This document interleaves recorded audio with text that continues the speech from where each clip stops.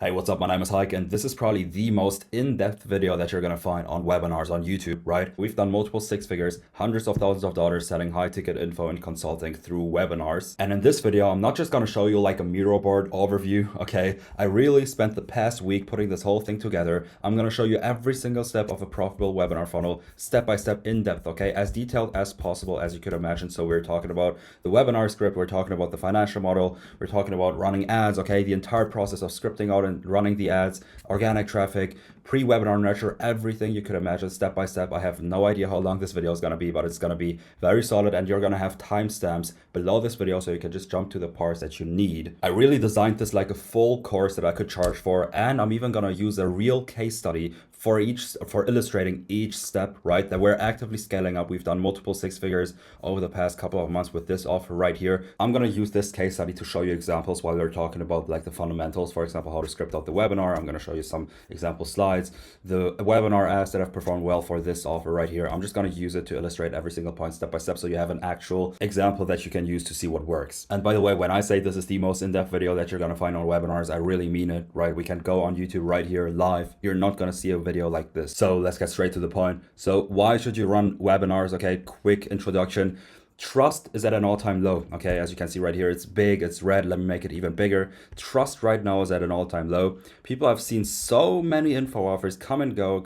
Okay, they're tired of it, right? They need to be nurtured even more. Okay, you need to nurture your leads even more before they feel comfortable buying a high-ticket offer from you. Okay, the touch points that you need before they buy have gone up. The threshold for minutes of content consumed before they buy has gone up, okay? So right now it could, for example, look like this. Okay, they see, for example, an Instagram reel, all right? And then they go ahead and watch a YouTube video. Maybe they watch another YouTube video, another Instagram reel. Maybe they check out one of your emails. Maybe they see an ad, and it goes on and on and on and on until they reach enough touch points and the threshold of minutes of content consumed is reached until they feel ready to buy, okay? This is what the process looks like right now in info in 2026, and this can take weeks or even up to months, okay? The sales cycle is it just got longer and longer and longer over the past few months and years. And one of the most effective ways to still get a sale with a way shorter sales cycle is through a live webinar, all right? There are a ton of touch points leading up to the webinar, and a ton of nurturing is also happening leading up to the webinar, which helps with this process right here. And while we're on the webinar, okay, the webinar itself is a long form piece of content, right? You're live together with them, okay? You're spending 2 hours together with them, giving them value, nurturing them before they ever reach the pitch. So there is a ton of touch points and a ton of nurturing before you ever pitch them, which is why you can get a sale instead of weeks, right? The sales cycle here can be a couple of days. That's why webinars are so powerful. Obviously, you also have leverage because you're selling one to many. And on top of that, every single person who books a call after a webinar is going to be a layup deal for your closers because you've spent so much time nurturing them. And since this is so powerful, you're going to see more and more people in our space running webinars over the next coming months, okay? And by the way, if you want us to run your webinar completely done for you, just check out the first link in the description. But yeah, let's get straight to the first point, which is the table of contents right here. I just want to give you an overview before we actually jump in, right? So we're first going to talk about the webinar funnel overview, so you understand the logic behind each step, okay, and how I structured it. And then I'm going to show you a financial model. I'm going to show you the tech stack as well. And then I'm going to show you how to script out the webinar. After that, how to script out the meta ads, organic traffic to run traffic to the webinar funnel, right? I'm going to show you the funnel pages set up, and then obviously also the pre-webinar nurture and the sales and operations after the webinar. So let's get straight to the first point, which is the webinar funnel, okay? Just a quick overview. This is what it's going to look like, all right? So we're going to run traffic, whether you're running an aura bump or not, okay? We're going to run traffic to an opt-in page. From there, they sign up, get to a confirmation page, and then we get to the pre-webinar nurture system, okay? So that we actually get them to show up for the webinar, but also show up pre-educated and pre-framed so that the pitch at the end performs even better. After that, we're actually going to run the webinar live, okay? And after that, they're either going to buy on the webinar if you're selling mid-ticket, but if you're selling high ticket, you're going to pitch them to book a call. So they book a call, get to the pre-call process, show up and close, okay? That's the process. The promo right here is going to take anywhere between 5 to 10 days, okay? And then the webinar itself is going to take up to 2 hours or even longer in some instances. And from there, they book a call and get closed, okay? So let's get to the financial model, okay? This is like the first thing that I do so I understand what I'm actually doing, all right? So modeling out a webinar and understanding the numbers is crucial to your webinar success. If you don't understand the numbers, you're not going to know how to improve your webinar, right? If I see a set of numbers right now, okay, that I'm going to show you in a second right here, I know I'm gonna know exactly what the bottleneck is. Okay, for example, if we have an outrageous webinar show rate, okay, so let's say 10%, a ridiculous webinar, a ridiculously bad webinar show rate, I'm gonna know exactly, okay, we have to adjust the pre-webinar nurture, okay? Or whatever it might be, I'm gonna see a set of numbers and I'm gonna know what the bottleneck is and what to fix to run the next webinar even more profitably. Okay, so you have to track your numbers. So what do you have to actually track? Okay, I have this right here. You can pause the screen and I'm not going to read through everything right here, but just like to show you the KPIs. These are the KPIs that I'm looking for whenever I'm running webinars to cold and warm traffic. All right, so if I'm running ads, I'm looking for a CTR, a click-through rate of ideally 1 to even more than 3%, a CPM of $20 to $70. Obviously, this depends on your niche that you're in, okay, on the health of your ad account. There are a ton of tricks and tips that you can use to decrease your CPM right here. But yeah, the landing page conversion rate should be anywhere between 25 and 35%, again, ideally more. The cost per lead or registration should be between $4 and $12. This can even be more. It depends on the offer, okay, on the offer and also obviously on the niche again. Okay, so then again, the webinar show rate, I'm looking for 25% at least when I'm running it completely cold. But if you're running a warm traffic webinar, you can see show rates for a webinar upwards of 50%. Okay, again, this depends on the traffic source. The pitch viewers is people who actually stay to the pitch on the webinar. I'm looking to hit 70 to 80% for that. Okay, and then the booking or conversion rate on the webinar, 5 to 15% of people either buying or booking a call. And then the call show rate after the webinar, 65 to 80%. Again, depends on the traffic source. And then the call close rate, 25 to 35%, ideally even more. Okay. Quick bottleneck analysis. You can just read through this right here. If your CTR is lower than 1.5%, adjust your ads. Okay, the creatives. If the landing page conversion rate is lower than 25%, just adjust the landing page.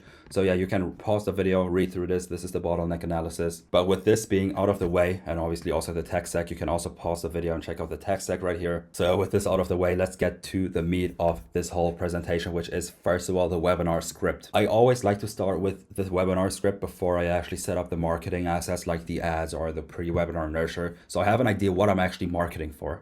Okay, and I'm gonna show you every single step of a webinar script. Okay, everything step by step, in depth. This is as detailed as it can be, right? This is literally a full course right here. Okay, but first, before we get into that, you need to be clear on your avatar. I'm gonna just quickly go through this. You need to know who you're actually specifically tailoring this webinar for. Obviously, you should know what or who your avatar is, but if you don't have a clear idea, you can just use this right here. Okay, there is going to be a market research template on the doc. By the way, if you want to have all of these assets right here, okay, all of the prompts, okay, not only the prompts, but also like this whole presentation with the ad scripts and the webinar script, okay, and with like organic, like everything, okay, there is going to be a link in the description as well. You can just check it out there and get yours for free. But yeah, let's get back to the market research prompt right here. You just want to take this market research template, okay, and then you want to take your last 25 to at least, I would say like even ideally 50 of your last sales call recordings and the transcripts and TXT formats. Okay, you want to take those, and you can even give it your VSL and your YouTube videos. So you take all of that, you take this prompt right here and go to an agentive AI LLM like Manus or Utari, for example. And then you're gonna give it this prompt, and you're gonna be left with a market research doc like this. So a ton of market research that you can analyze and understand. Okay, these are the people who close, these are the people who don't close. Okay, and then you can essentially tailor your webinar to your ICP. All right, when you have that done and when you're clear on who your ICT is, you can just go to the webinar presentation and start with it. So a webinar presentation has 5 parts. All right, there's going to be an intro, and then the content section, the transition from content to the pitch section, and then a Q&A. It is always going to be like this. Okay, this is going to be the structure for every single one of your webinars that you're going to run. So let's get straight to the webinar introduction. And the whole webinar intro is not just like your hook, right? It's more than just your hook, because it's the first 15 to 30 minutes of your webinar presentation. You're essentially setting the stage for the entire presentation. And if your webinar intro is not great, they are just going to click off. You're going to have terrible stay rates. So you have to make sure that you're actually hitting all of these points right here. So this is what your intro is going to look like. Okay, you're going to have an opening hook, and then you immediately position yourself as the authority. You sell them on your unique mechanism or your methodology that you're going to teach later in the content section. You're going to create commitments on their end. And then you're going to start pre-handling the objections and open loops so that they stay to the end. Okay, I use this structure. You can obviously, like from here, for example, change the structure of it. Okay, just like, for example, start with creating commitments or stuff like that. But you can, if you stay with this structure, you're going to be safe. All right.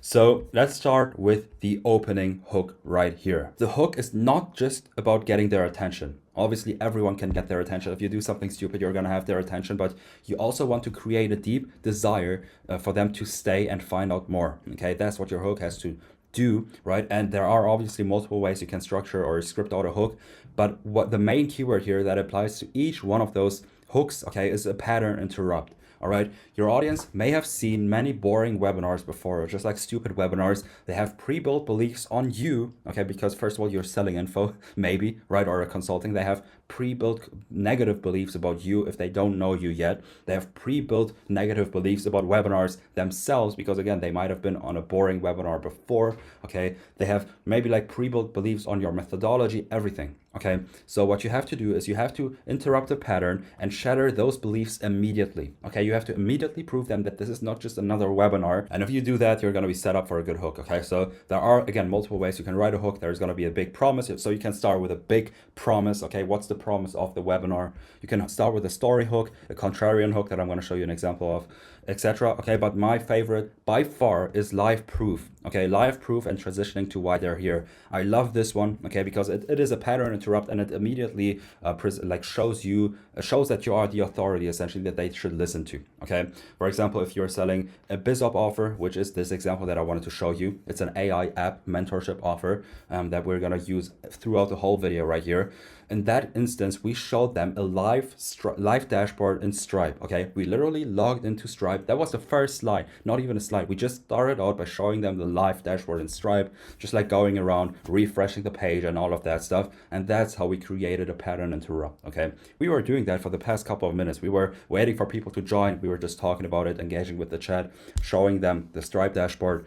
And that's a massive pattern interrupt. Okay, right after that, we immediately connected that proof to them, okay, and reassured them why they're here and got them to engage. Okay, so we showed them, okay, you're here because of this, this and that. Give us a yes in the chat if this sounds like you. Okay, and then this whole chat started to engage with us. Okay, from the get-go essentially, and we want to keep doing that throughout the whole webinar. You're gonna see that. Another example of an interesting hook could be something like this right here. Okay, this is another example. This is about AI ecom, and everybody in the ecom space says that AI has made it easier to succeed, which may be true. Okay, but that's a belief that the audience has. AI has made it easier, but what we did is we essentially went against their beliefs immediately. Okay, we started with AI has made it nearly impossible to build a profitable e-com business in 2026, and then we just go ahead and say what the pre-built beliefs are on that claim. Okay, so this is what they probably think: AI can make it easier. You can build a store in minutes, find winning products with one prompt, yada yada yada. Okay, all of this stuff right here, and they are right. It does make it all easier,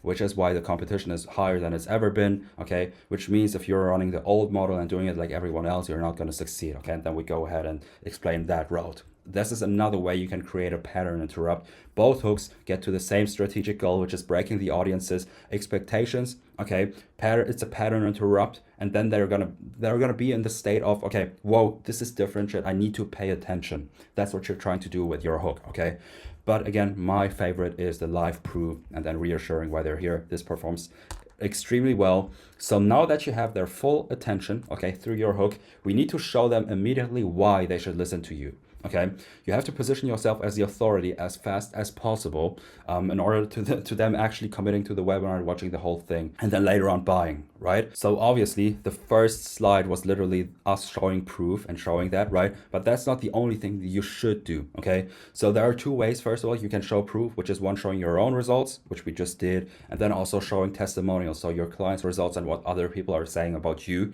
And you have to do a combination of this if you want to get good results on your webinar, okay?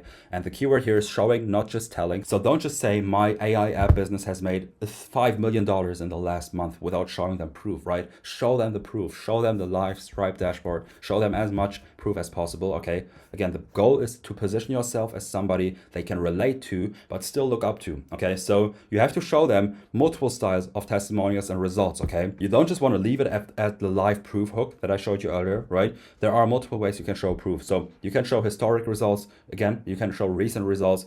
You can show your come-up story. You can show yourself with known people in your space, for example, interviews. You can show press articles. You can show yourself in rooms that the audience desires to be in. You can show yourself teaching at a mastermind, okay? So you want to get them to relate to you, okay? But you also want them to show up to you. So you want to have a combination of all of this stuff right here. And this is going to be super powerful, right? So you want to create a scenario where they still can relate to you. For example, if you show them your come-up story or historic results, okay? They still can relate to you, but they should still look up to you, okay? So that's why you also show recent results, right? That's why you show press articles. That's why you show them you teaching at our mastermind, right? You want to show as much visual proof as possible. So here are some examples that we used for the AI app mentorship offer with the webinar, okay? So for example, we started out first of all with the live Stripe dashboard, as I showed you. Then we also showed them historic results. So this was one of the first apps that he built, okay, and the results that he got with that. This is one of the interviews that he's been in, okay, a very popular interview in Starter Story. Everybody who's in the space knows what or who Starter Story is. Okay, that's why this is also like a huge amount of proof right here. We also showed them press articles. We showed them a bunch of different styles of results, essentially, to show them that you know what you're talking about, okay? Now they know that you know what you're talking about, but it doesn't necessarily make them believe that they can do it themselves as well, okay? That's why you also want to use testimonials, as I said, what other people say about you, okay? And when I say testimonials, and I want to be very clear when I say testimonials, I don't just mean you skipping through 500 slides or 500 screenshots, random screenshots that don't mean anything, okay? If you do that, it doesn't mean anything. It doesn't evoke any emotions, okay? It does not do anything, okay? Obviously, it's better than not having anything at all, okay? But there is a better way that you can actually use your testimonials and get the maximum impact, all right? I'm going to show you how to do that in a second right here. But first of all, what are some examples of different testimonials? So you can have experts, okay, endorse you, right? Are there any influential people in your space that have said good things about you included as a testimonial? You can show them your clients, for example, a dream result, okay? Clients who have gotten a very big result, almost a dream state, okay? Then you obviously also want to show relatable wins. So initial wins, again, you don't just want to give them some stuff that they can't relate to. If they're beginners, for example, if you're selling an Amazon offer and you're advertising to beginners, and then you show them somebody who's made $10 million last month, it's not going to do anything to your beginner audience, right? They can't relate to it. They can't fathom that number, okay? You have to have both, okay? You have to have those dream results still, but you also have to have initial wins that they can relate to, so they see, okay, it is possible, right? Here are some examples of the slides that we use for our webinars. So this is a former software developer. We were advertising to software developers with this AI app offer as well. That's why showing this was very good. So we built the story around this person right here that I don't want to show right now out of privacy reasons. But yeah, basically he made $20,000 per month, reached that number in 5 months. And then we also had an initial win, okay? Somebody who built his whole entire AI app and got it live within 3 days, okay? It's massive initial win that the people can relate to, okay, and see that it's possible. We obviously also have experts that are endorsing us. So again, the Starter Story interview is also something that you can use as a testimonial. And then the first 100 subscribers with no technical background, and again, an initial win, okay? We want to show different sets of testimonials essentially, and also building context around it, not just showing it as a screenshot. For each and every one of these right here, we build context around it and explain, for example, how this process looked like, right? You want to do that. You don't want to just skip through your testimonials. It does not mean anything if you do it that way. All right. So now you've hooked them with your hook. Okay. You showed them your results. You showed them testimonials. Now they trust you, or they trust your results. They know what you're talking about. Now you want to sell them on your unique mechanism or your methodology that you're going to teach later on in the webinar content section. All right. So that whole content section is going to be about your unique mechanism, about your methodology. Okay. You're going to spend a large amount of time teaching it, okay, in quotes. You're not like literally teaching it. I'm going to explain what that looks like.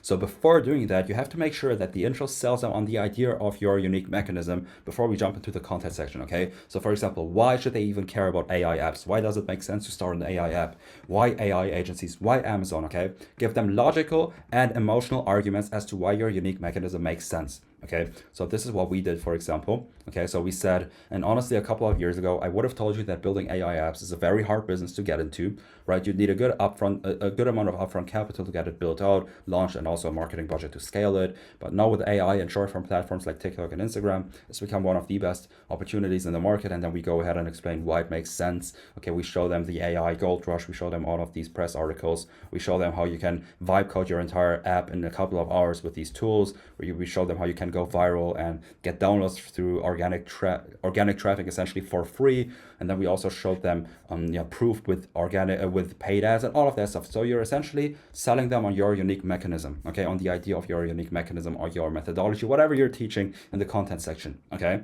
so once that's done, okay, now you have the hard part done. You want to create commitments. Okay, you want them to visually and verbally say, okay, I want to commit to the webinar. Okay, so you hook them, establish yourself as the authority they should listen to, and you sold them on your unique mechanism. Now we want to create commitments. That means, yeah, as I said, there are corny ways to do it. Okay, there are corny ways to do it. For example, picture yourself with your phone, okay, with your phone. This is not a phone, but picture yourself with a phone in your hand and your app on the App Store and stuff like that.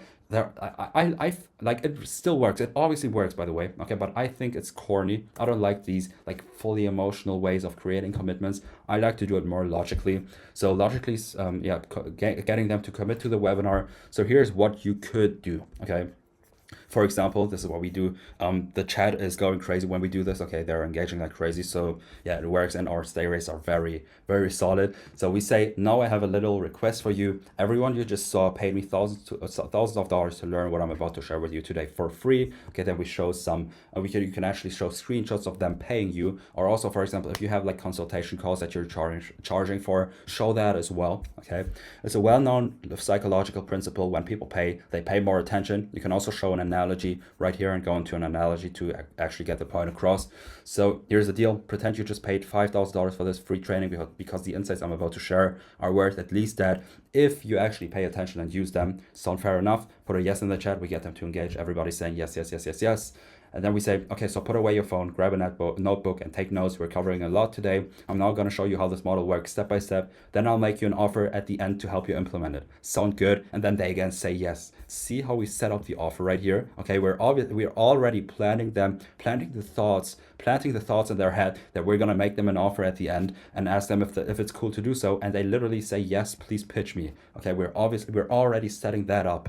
Okay, which is pretty powerful. You can do that as well. This is how you logically get them to commit to your webinar, and again, plant the thought of spending money with your company later on. Okay, very powerful technique right here. You get them to create a commitment. Okay, and once that's done, we get into the open loops. Okay, now we want to open the loops and show them what they're going to learn on the webinar, which is like one of the last steps that we do in the intro to get them to actually stay. Okay, again, the whole job of an introduction of a webinar is to get people to stay throughout the whole presentation and pay attention. That's why we're doing all of these things right here. Okay, so one of the most powerful ways of doing that and actually getting them to stay are open loops. Okay, there's a whole thing in psychology called the information gap theory. Okay, you can check it out yourself and read into it, but essentially your brain is wired in a way that it feels tension when there is a gap between what you do know and what you want to know. Okay, so we essentially open the loop of what they know right now and what they're gonna learn on the webinar, and it feel like they feel tension. Okay, it's like an itch. They want to know what they're gonna learn on the webinar essentially. Okay,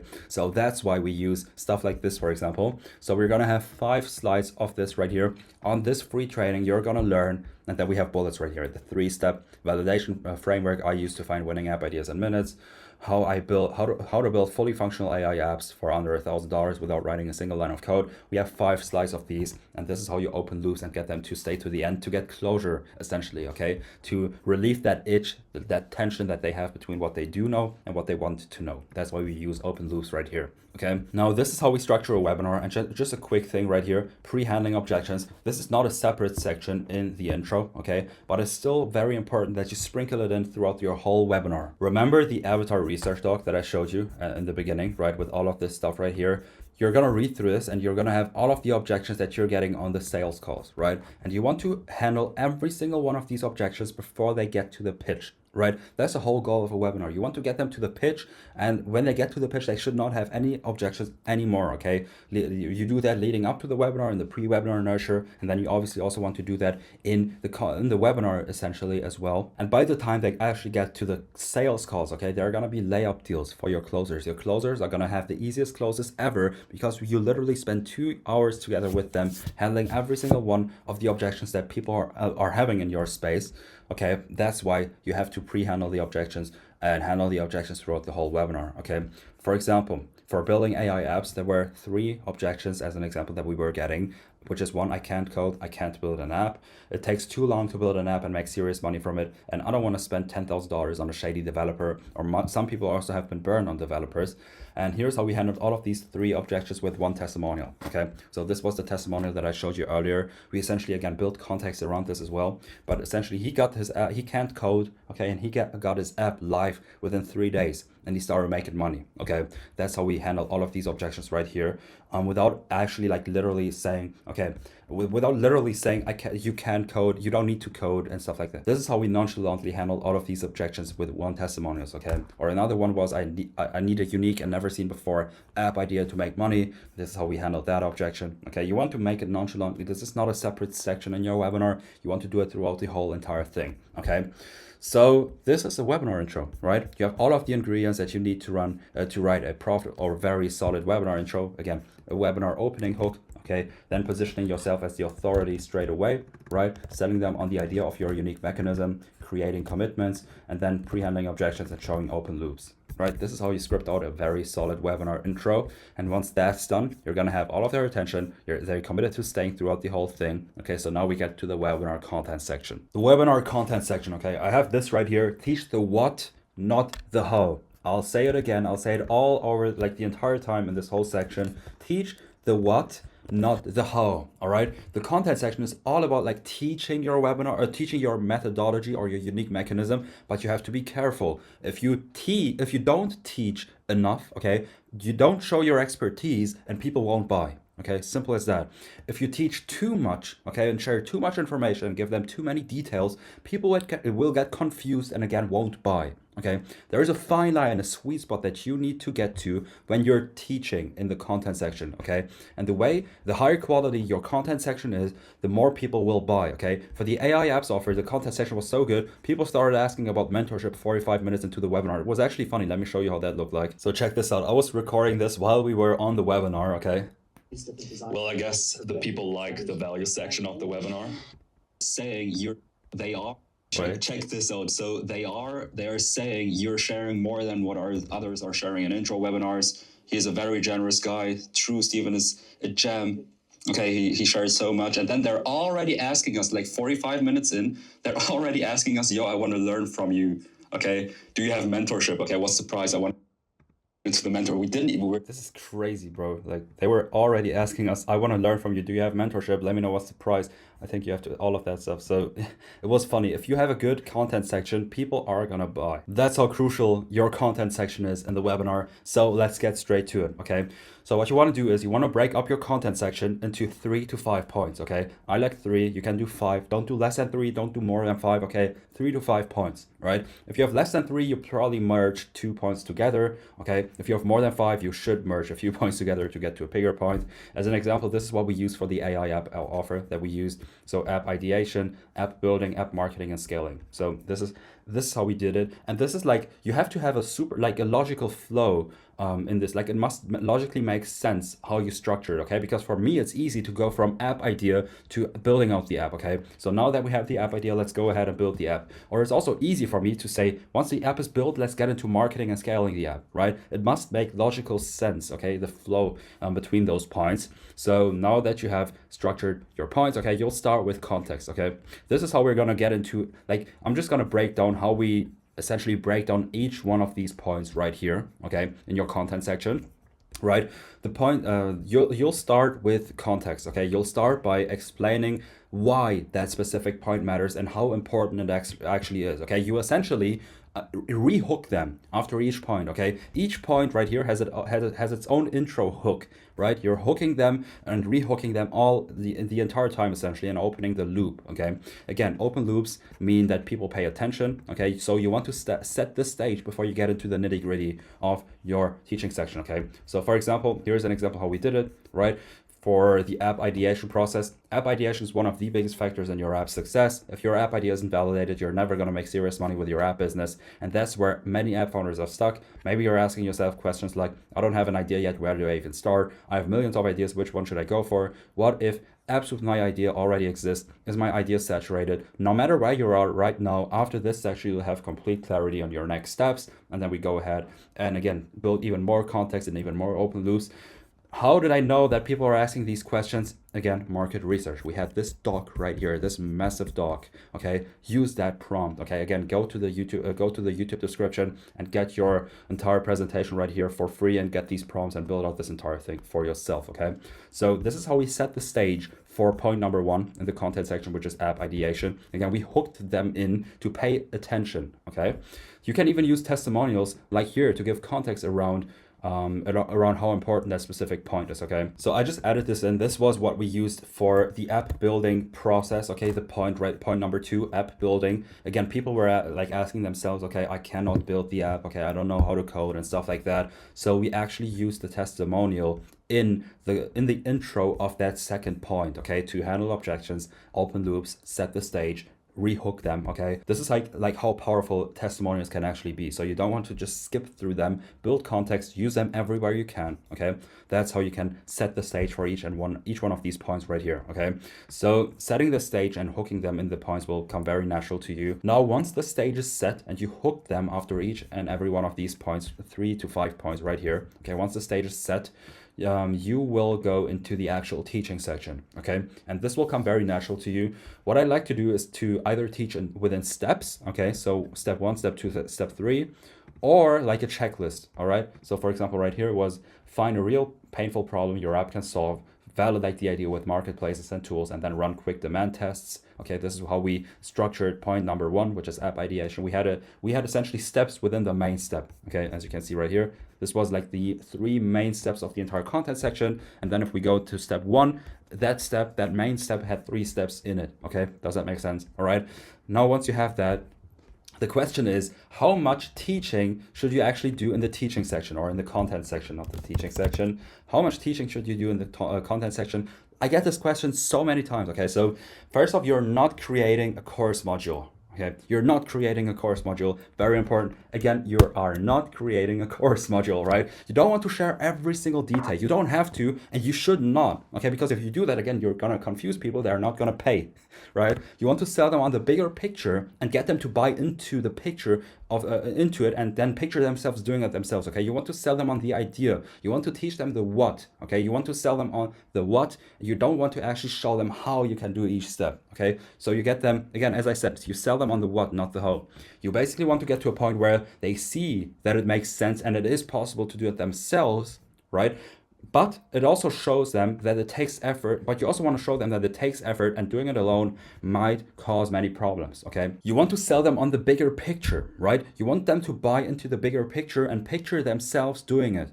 Okay, you sell them on the what, not the how. Okay, again, you sell them on the what, not the how. You sell them on the idea of doing it. You sell them on the idea of each step right here. You sell them on the idea that it works. Okay, but you don't really show every single detail of how it works. Okay, because again, if you show too many details, if you show them how to log into this, into the marketplaces, and then how to set up their accounts, like for example, we say validate the idea with marketplaces and tools. We just showed them live how, what the actual tools are gonna look like. Okay, we don't show them how to set up the tool, how to search for certain terms until you get to the point of seeing all of these numbers that we're gonna show them in the webinar. You want to sell them on the what, not the how. You don't want to show them every single detail. Okay, because again, people will get confused. If people are confused, they are not gonna buy.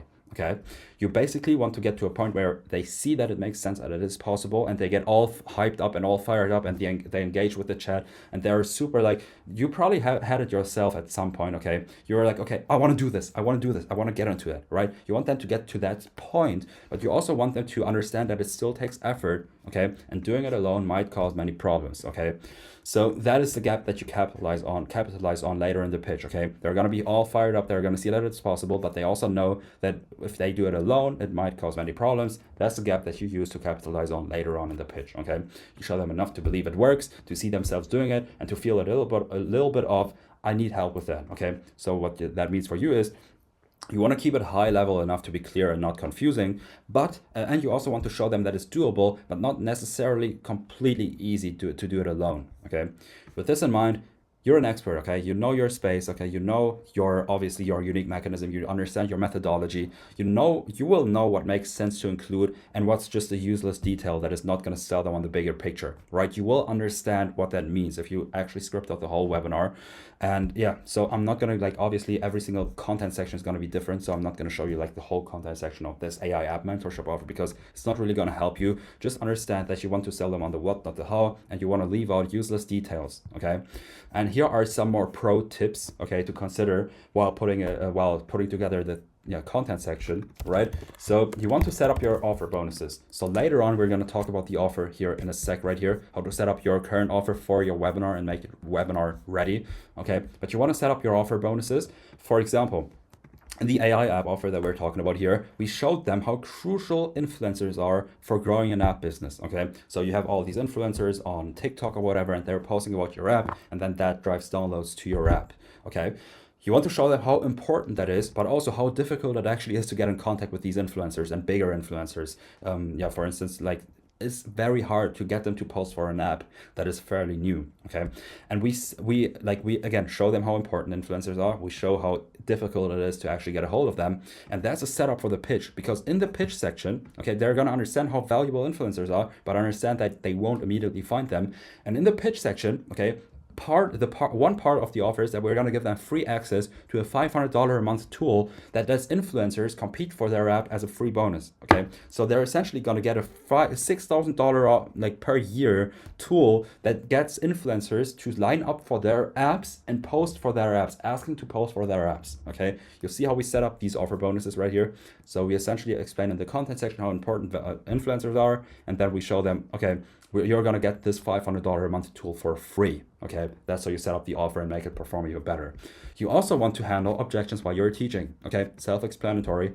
As you teach, you'll know which points might bring up serious objections, okay? And you need to crush them immediately, right? As an example, for the AI app offer, we showed them how to find winning app ideas. And one objection was, I don't have an app idea, or my app idea isn't unique. People already have, or like the idea that I have, there are already apps on the App Store with that same idea.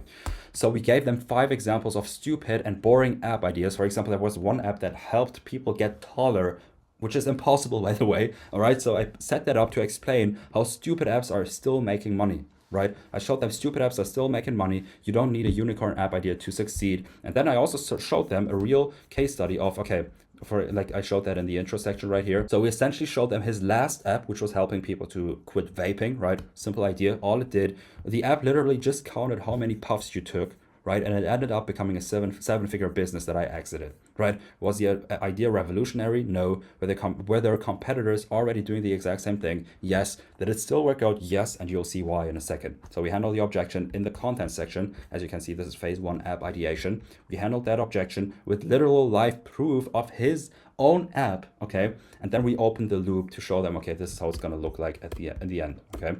So that's how you handle objections while you're teaching. Now, you also want to use testimonials in the teaching section, not just in the intro. You want to use testimonials throughout the whole thing, right? You can also reuse certain testimonials many times. For example, if there is a long message that somebody sent you as a testimonial, you can dissect that message into separate parts, okay? And then use like the separate parts, one separate part in the intro, okay? Then later on in the content section, if there is a separate part in the testimonial that might help drive your point home, okay? So again, you don't just want to skip through all of these testimonials like screenshots, okay? It's a big mistake. Drop a testimonial right after you teach something that could trigger an objection or doubt, okay? As an example, if you just showed them how to validate a boring app idea, show them a student who used that exact method and made X dollars in their first month, okay? It reinforces the lesson and destroys the objection at the same time. Okay, now you also want to get micro commitments throughout. Okay, you want to engage with the chat the entire time. Okay, super underrated when it comes to webinars, but after you teach something valuable, don't just move on. Okay, check in, get them to say yes. Have slides like, does that make sense? Okay, see how you don't need a crazy app idea and then all of them say yes, yes, yes, yes, yes. If you get all of these yeses throughout the whole webinar, okay, when you reach the pitch and you ask them for another yes, it's gonna be more natural to them just to say another yes. Okay. Does that make sense? So these seem small, but they add up. As I said, first of all, this engages the chat and makes sure that they pay even more attention and they see that it's actually live, okay? Because there are webinars that are not live, okay? So if you do that, they're gonna see that it's live. And most importantly, if you get 20 yeses from them before you reach the pitch, by the time that they reach your pitch, saying yes one more time is the most natural thing in the world, okay? Now, you don't wanna be cringe. Okay, who here wants to make more money or whatever? Like, again, this still works. Everything works. Okay, who am I to say it doesn't work? I would say stay smart with it. Okay, be smart with it. Your attendees aren't stupid. These are still real people. If you hype them up with like cringe stuff, I don't know. Okay, now the next pro tip is transitioning from step to step. Okay, so you don't just want to say, okay, this was step 1, now step 2, now step 3. That's boring. You don't want to be boring. It's a long form presentation up to 2 hours. Okay, if you're boring, if you're not engaging, people are not going to stay throughout the whole webinar. Okay, so you want to be very engaging. So what you can do is, for example, in that, like we had these, you remember we had these steps within the main step. You want to have transitions between these steps right here. So for example, once they find their app idea, winning app idea, they need to actually validate it. So we say, now that you know exactly how to find a winning app idea, it's time to actually validate it so you don't waste your time building an app nobody wants. Okay, see how much more engaging that actually is. If you don't just, if you just say, okay, now this is how you find a winning app idea, now let's validate it, now let's do this, now let's do that, now let's do this. It's boring. Nobody wants to stay throughout the boring webinar, so you be more engaging. You have to be more engaging. Okay, so this is what you do within these steps right here. Okay, now let's zoom out a bit. Okay, so you started each point with building context and setting the stage. Okay, then you also used all of these pro tips. In between those 3 to 5 main steps that you have in your content section, you want to create commitments, all right? You want to create commitments and also have transitions between each step, okay? So after you finish main step 1, for example, don't just jump to the next one, get commitment, okay? Say something like, okay, so now that you've seen how to get an app idea, validate the app idea, run quick demand tests, so what you just saw, you've seen that it doesn't require common objection, okay, and you've seen actual people getting results with this. Does it feel like something you could see yourself doing? Put a yes in the chat. Okay, they say yes, and again, you're engaging with the chat, you're building a transition between the main steps. Okay, and then once you get the commitment, right, you move on to the next main step as if they already did it. Okay, so for example, the main step 1 was app ideation and then app building. So what we did is we say something like, but in the transition, we say something like, now that you know how to find a winning app idea, let's talk about how to actually build it. Okay, now that you know how to find a winning app idea and validate the app idea, we need to actually build it out in order to make money. So that's how we transition from main step 1 to main step 2. And you do this after each and every one of the steps. You get commitment and then you transition to the next point. Right? And again, this is how you structure your entire content section. You have 3 to 5 main steps. You start each step with context, and then you have the teaching sweet spot. Okay, you don't want to teach too much. You also don't want to teach too little, right? You sprinkle in the pro tips, and then you get commitment between each main step right here. And that's how you build out a content section. So before we get into the pitch, okay, a quick recap. At this point, you've hooked them in with your intro. You sold them on you as the authority. You sold them on your unique mechanism. You handled the key objections. You taught them your methodology and your unique mechanism in the content section. Now they're all hyped up and we transition into the pitch. Okay, you've nurtured them, you got them a ton of value, you explained your process, you did all of this. Now we can get into the pitch and they're going to be receptive, super receptive to the pitch. Okay, but before we get into the pitch, we need to have a transition. So how do you go from teaching section, okay, from teaching to pitching without being weird and scaring off your audience? Okay, this is what this is about. Super powerful stuff. You can literally copy this. This works extremely well. Okay, so the transition, if you understand this, you're going to be able to smoothly go into your pitch without being weird. Okay, so what you'll do first after the content section, once you've gone through all of these main steps right here after the content section, you are going to do a quick recap. Okay, you're going to recap what they've learned on the webinar. All right, so far on this live class we've covered, and then you just go ahead and explain what you've covered. Okay, and then you ask them, you can just pause this and check this out, but it's very offer specific obviously, And then after you've done the recap, you ask them 3 to 5 questions that they can answer yes to. Pretty simply answer yes to, okay? So say something like, knowing what you know now, do you see the opportunity AI gives you to build and scale apps without needing to code? Do you now understand how organic content can get you users or grow your existing user base? Can you see yourself launching your first app or improving your existing app to get more paying users fast? And then we have 5 of these right here. And then the magic happens, okay? The crossroads close, right? You lay out two choices they can now make, which is 1, taking action, okay? Taking action, and then 2, not taking action or inaction, right? So the first, you say something like this, okay? The first option is, I share what I've covered today, we part ways, and you try to figure out the rest on your own, okay? And then, but my second option was, I could take a more active role and responsibility and actually give you everything you need to build and scale your app. Okay, you give them 2 choices, right? You build context. I share what I've covered today. We part ways, and you actually try to figure out the rest on your own. And then we actually give them the exact problems that they're going to face if they do that. Okay, so we say problem 1 is going to be this. You're going to have a hard time finding a developer. You're going to have a hard time, whatever it might be. You're going to spend months building an app that nobody wants, all of that stuff. Okay, you're going to run into all of these problems right here.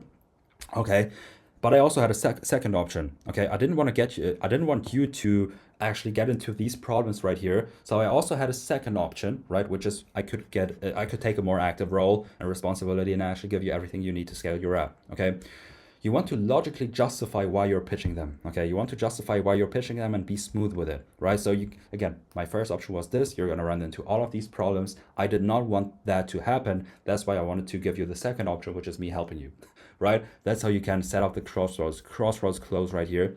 And on top of that, after we do that, we actually ask them for permission to pitch, okay? So we say, which option does make more sense? Option one or option 2? Drop it in the chat, okay? Obviously, there is more context right here. These are not, like, we don't just show them this as a slide and then this as a slide. As I said, we build context, we show them the problems, and then the second option was this right here. And then we ask them, after we've done that, we've set the stage for the crossroads close, we ask them, which option does make more sense? Option 1, doing it alone, or option 2, getting my help, okay? Drop it in the chat. And then everybody says, what, 2. Do you mind if I take a couple of minutes to show you something that I built that does exactly that? So me helping you. And then they say yes. No, they've gotten all the value from your webinar and they even verbally agreed to be pitched, right? That's how you smoothly transition from content section into the pitch. You give them a recap, right?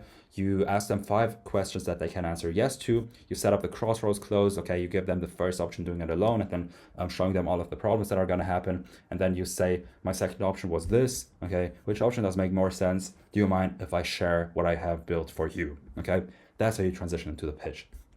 So now, before we actually get into the pitch, you have to prepare your offer, okay, to be webinar ready. So we have to restructure your offer, most likely, okay, because it is very important how you actually present your offer on a webinar, okay? You don't just want to give them your deliverable. So let's say this is your offer right now, okay? This is what your offer looks like, which is like a typical info consulting offer: one-on-one onboarding call, 3 group coaching calls, one-on-one DM access, community course, SOP, software access, additional one-on-one calls, maybe a guarantee, okay? For your webinars, you want to separate this offer right here into 3 main parts, which is 1, the core offer, and then 2, the bonuses, which are super important because the bonuses are what's going to sell them on your offer on a live webinar. This is what's going to get them all hyped up and ready to buy, okay? And then third one is the guarantee, okay? So let's talk about how to actually understand what of this should be your core offer and then what should be your bonuses, right? Your core offer section should take you 3 to 5 minutes to explain, okay? You don't want to spend 15 minutes explaining your offer, okay? It should literally be 3 to 5 minutes, that's it. So the core offer is not the part that's going to make your attendees say yes instantly, okay? They'll hear it, they're going to be in a maybe stage, and then you use the bonuses to tilt that maybe state into a yes, okay? Look at what Hormozy did right here. This is the $100 million offer. $100 million set, like this green book right here, the offer launch that he used to, this is the webinar that he used essentially to make $100 million from that one webinar, okay? So this is the exact webinar. So we're at slide 624, and he even did it started earlier, okay, but I just wanted to have it here. He started pitching the offer, okay? He started pitching the offer at slide 500 to 600, something like that, okay? He started to pitch the offer. The whole presentation has 1,600 slides, as you can see right here, 1,635 total slides. Everything going on from like slide 630 up to 1635, it's all about the offer, okay? He presented his main core offer. It's like slide 5 to 600. Everything that followed after were his bonuses, okay? All of these bonuses, okay? As you can see, like, check out how many bonuses he has. This is what gets somebody to buy on a live webinar. Check this out. So that's enough value, right? Or is there even more? Like, this is exactly how he sets up his offer on a webinar. He presents his core offer over a couple of slides, and then he uses 6 to 7, 800, I don't know, like what's like 1,000 slides showing the bonuses. Okay, one bonus after another, after another, after another, after another. All of these bonuses. This is what, like, each and every one of these bonuses slightly like tilts their maybe into a yes, and more yes, yes, yes. Okay, so how do you actually decide what from here goes into a core offer, like goes into the core offer, and what becomes a bonus? Okay, if it's obvious and expected, it should be part of your core offer. That should be it. Okay, if it has a wow factor, it should and would surprise them, save it as a bonus. Okay, people expect the course, they expect community access, they expect group coaching calls, right? So those go into the core offer. Again, 3 to 5 minutes. You don't have to do it like Hormozy, 1,000 slides, right? Because that's overkill. Because he had like this whole webinar was, I don't know, like 5, 6, 7 hours. I don't remember.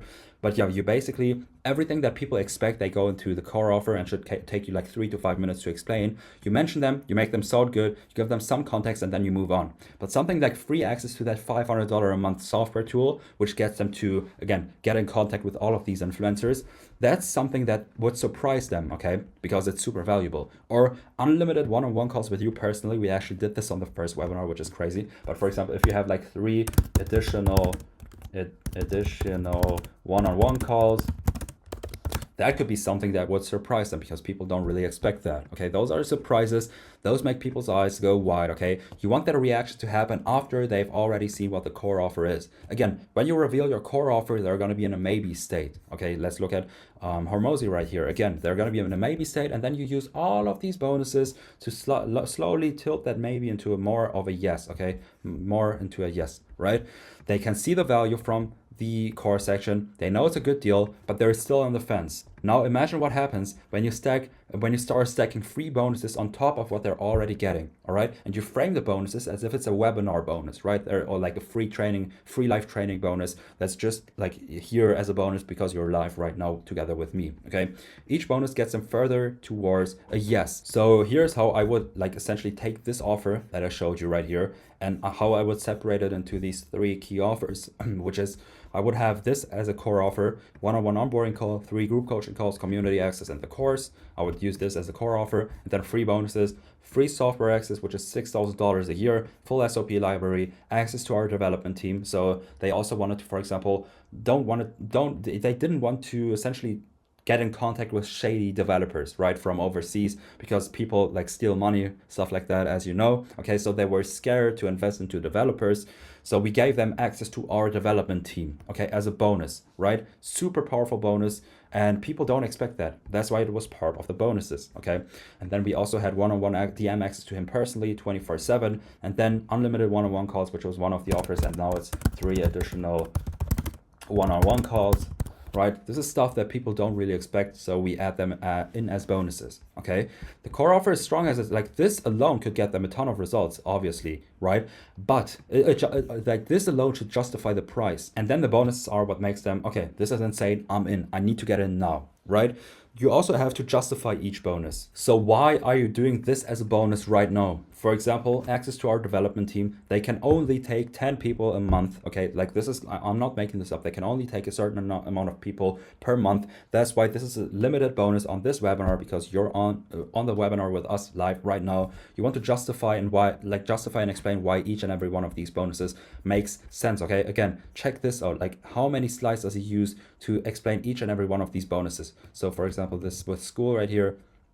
Okay, he's like taking all of these slides explaining each bonus. He doesn't just like state, okay, this is free bonus 1, okay, and then goes to the next slide. Okay, this is free bonus 2, this is free bonus 3, all of this stuff right here. So you have to build context around each and every one of these bonuses. Okay, here are some more important rules for your bonuses. You want to have at least 3, ideally 5. Okay, your second best bonus goes first. Okay, your second best bonus goes first, and then your absolute best bonus goes last. okay, that like literally before you like you save the knockout punch, okay, for the very end when they're already close to buying, right before you put the type form in the chat, essentially, so for them to apply and book a call, right? So you have all of the, like you give them, present them your core offer, give them all of these bonuses, second best first, last, like the absolute best last, right? And then you essentially immediately give them your type form application, okay? And if you can, design the bonuses in a way where they handle certain objections, okay? For example, if they, like one of our objections that we got on the webinar all the time, again, thanks to our market research doc, was, I don't know how to market an app, okay? So as a free bonus, we had a free software tool that gets creators lining up to post for their apps, okay? All of these influencers. That's how the bonus actually handles an objection, okay? Or I don't know if I'm gonna be able to build the app, or I don't want to get burned by overseas developers. The bonus was free access to our trusted overseas team that'll build out your app for an affordable price in less than a week, right?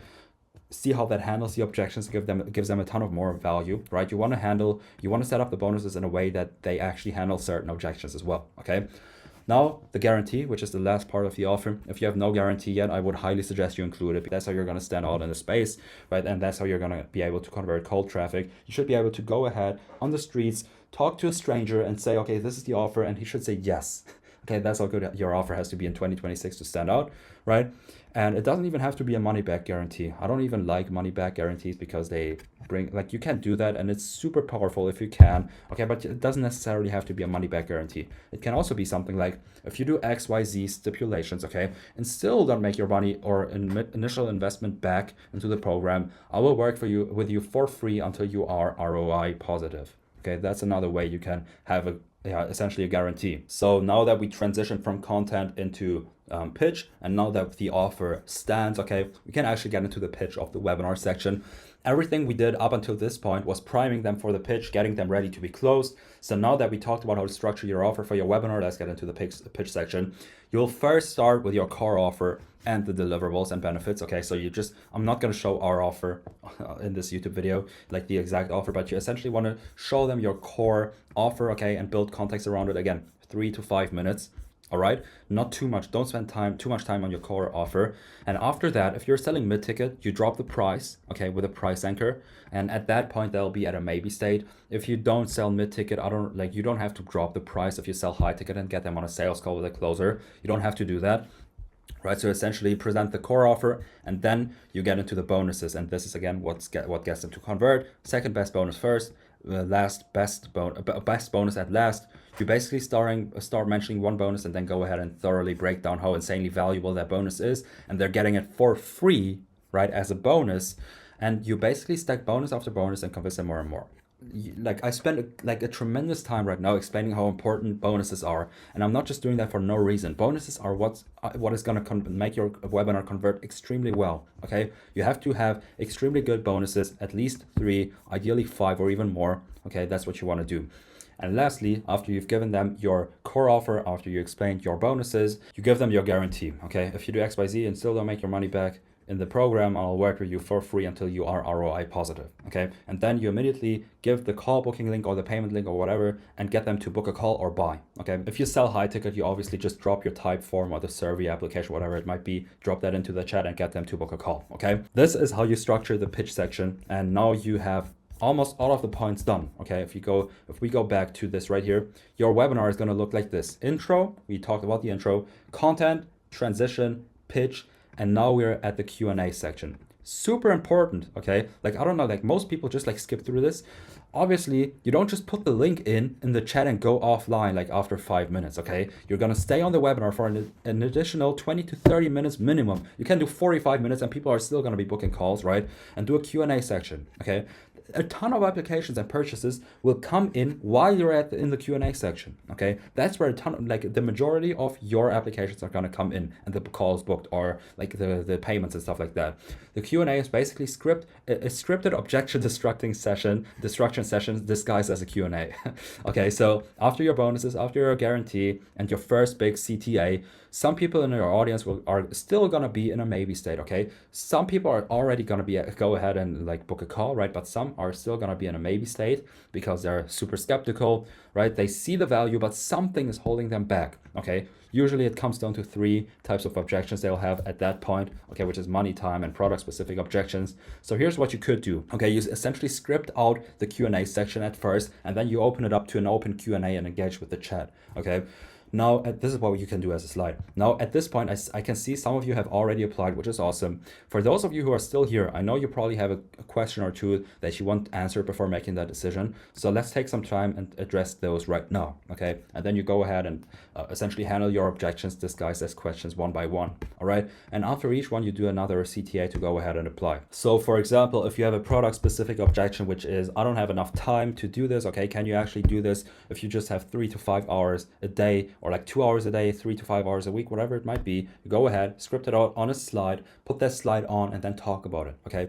You do that for a couple of things, and then after you went through your scripted objections, you interact with the chat and answer their questions, because they're gonna ask you a ton of questions for even more than 30 minutes, okay? And the longer you are on the webinar, the more and more and more applications are gonna start flowing in, okay? You do that at least for 30 minutes, and then you can do an outro, and that was your entire webinar, okay? We talked about everything, okay? You can follow this step by step. This is the exact process of scripting out a winning webinar. Again, intro, content, transition, pitch, Q&A. We talked about every single step right here. There are gonna be timestamps on this video. You can just go ahead and check out every single step that you need to know. I designed this in a way that this is like a free course, or it is like a course. It is a free course, right? So you can just jump to the points that you need help with when you are scripting out your own webinar. But yeah, this is how to script out a webinar. So let's get straight to the next point, which is once you have the webinar, then what I like to do next is I like to set up the ads that we're gonna run to drive signups for the webinar. So let's talk about meta ads for webinar.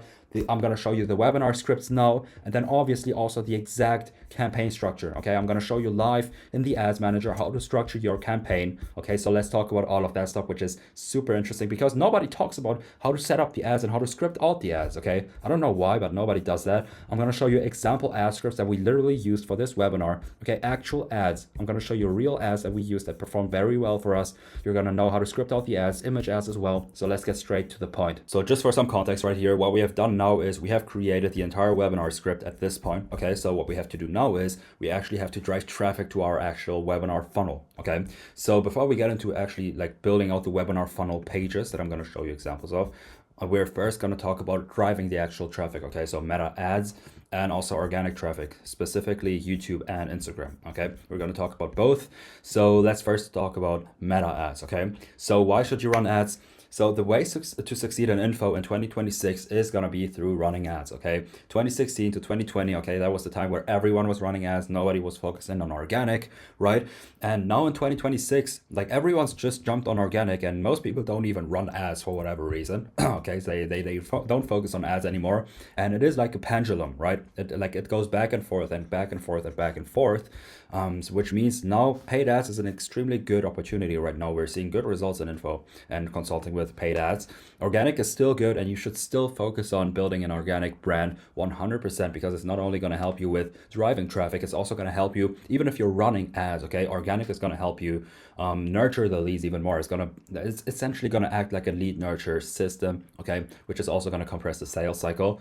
But yeah, the only way to predictably scale to multiple 6 figures a month is through running ads, okay? Now, as I said, organic is still very important as a lead gen or more importantly, a lead nurturing source. More on that later. As I said, we're going to talk about organic traffic in a second right here to drive traffic to your webinar. But for now, we're going to focus on ads, okay? So I have, before we even get into scripting out the ads and building out the personas and all of that stuff, I have Andromeda here, okay? A big headline, Andromeda. I can actually make it even bigger, okay? Because it's that important. Andromeda, okay, which has rolled out like at the end of last year or Q3 of last year, 2025. It has changed everything, okay? It has changed everything just a few months ago. So what most people did is, or we did as well, is you would record like, I don't know, a couple of hooks, okay? Let's say 8 hooks, 3 bodies, and then you'd have 24 creatives, okay? That you can just run and it's gonna work, okay? Well, it doesn't work anymore, okay? That Like that whole procedure does not work anymore, which is actually a good thing. Okay, and here's why. What Meta values now is creative diversity. Okay, everything that I'm gonna show you right here, it's directly from Meta. Okay, the source, I have the sources right here. If you check out, like if you download your entire all of these pages right here in the video description, you have the sources right here. Okay, so this is all directly from Meta. I'm not just making this up. Okay, so Meta values creative diversity. What does that mean? Creative diversification refers to the practice of creating a wide range, okay, wide range of ad creatives with different themes, messages, and visuals. Okay, themes, messages, and visuals. I have messages in yellow because that's very important. Like out of these, all of these three are very important to cater to diverse audience segments. Okay, the approach acknowledges that advertising is not a one-size-fits-all and that a more nuanced and varied creative approach is needed to effectively engage with customers. What does that mean? Okay, it means that you need you need at least 25 to 30 unique creatives in an ad set, okay, in a campaign. Unique creatives, okay, not just like, again, not just 3 hooks, 8 hooks, like 10 hooks, 3 bodies, not that. You need completely unique ads, okay, different themes, messages, and visuals. What does that mean? Okay, so themes for visuals, for example, and themes, it could be like a different background, it could be a different scenery, or whatever it might be. Okay, they have to be unique.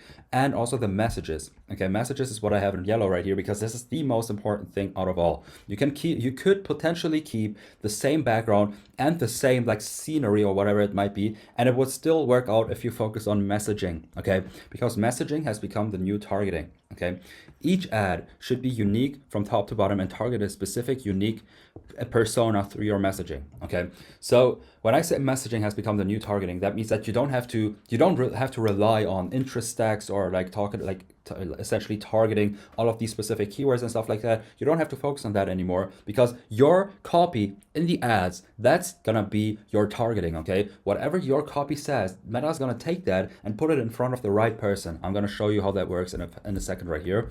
So now, what does it mean to target a unique persona on each ad? Okay, so you don't just want to have the same exact ad, just like in different words, like 30 times or whatever it might be. Okay, each and every one of your ads, let's say 25 to 30 ads in an ad set, should target a specific unique persona. What does it mean?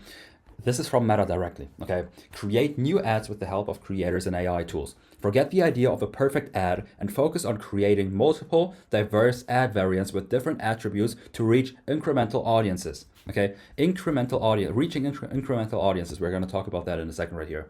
One way to do this is to build personas that outline different customer needs and blockers to purchase. By identifying these customer personas, you can align different value propositions and messages for these audiences in your ads. Okay, so what you basically have is you have all of these different personas, okay, that can all buy your offer, okay, that are all part of your ICP.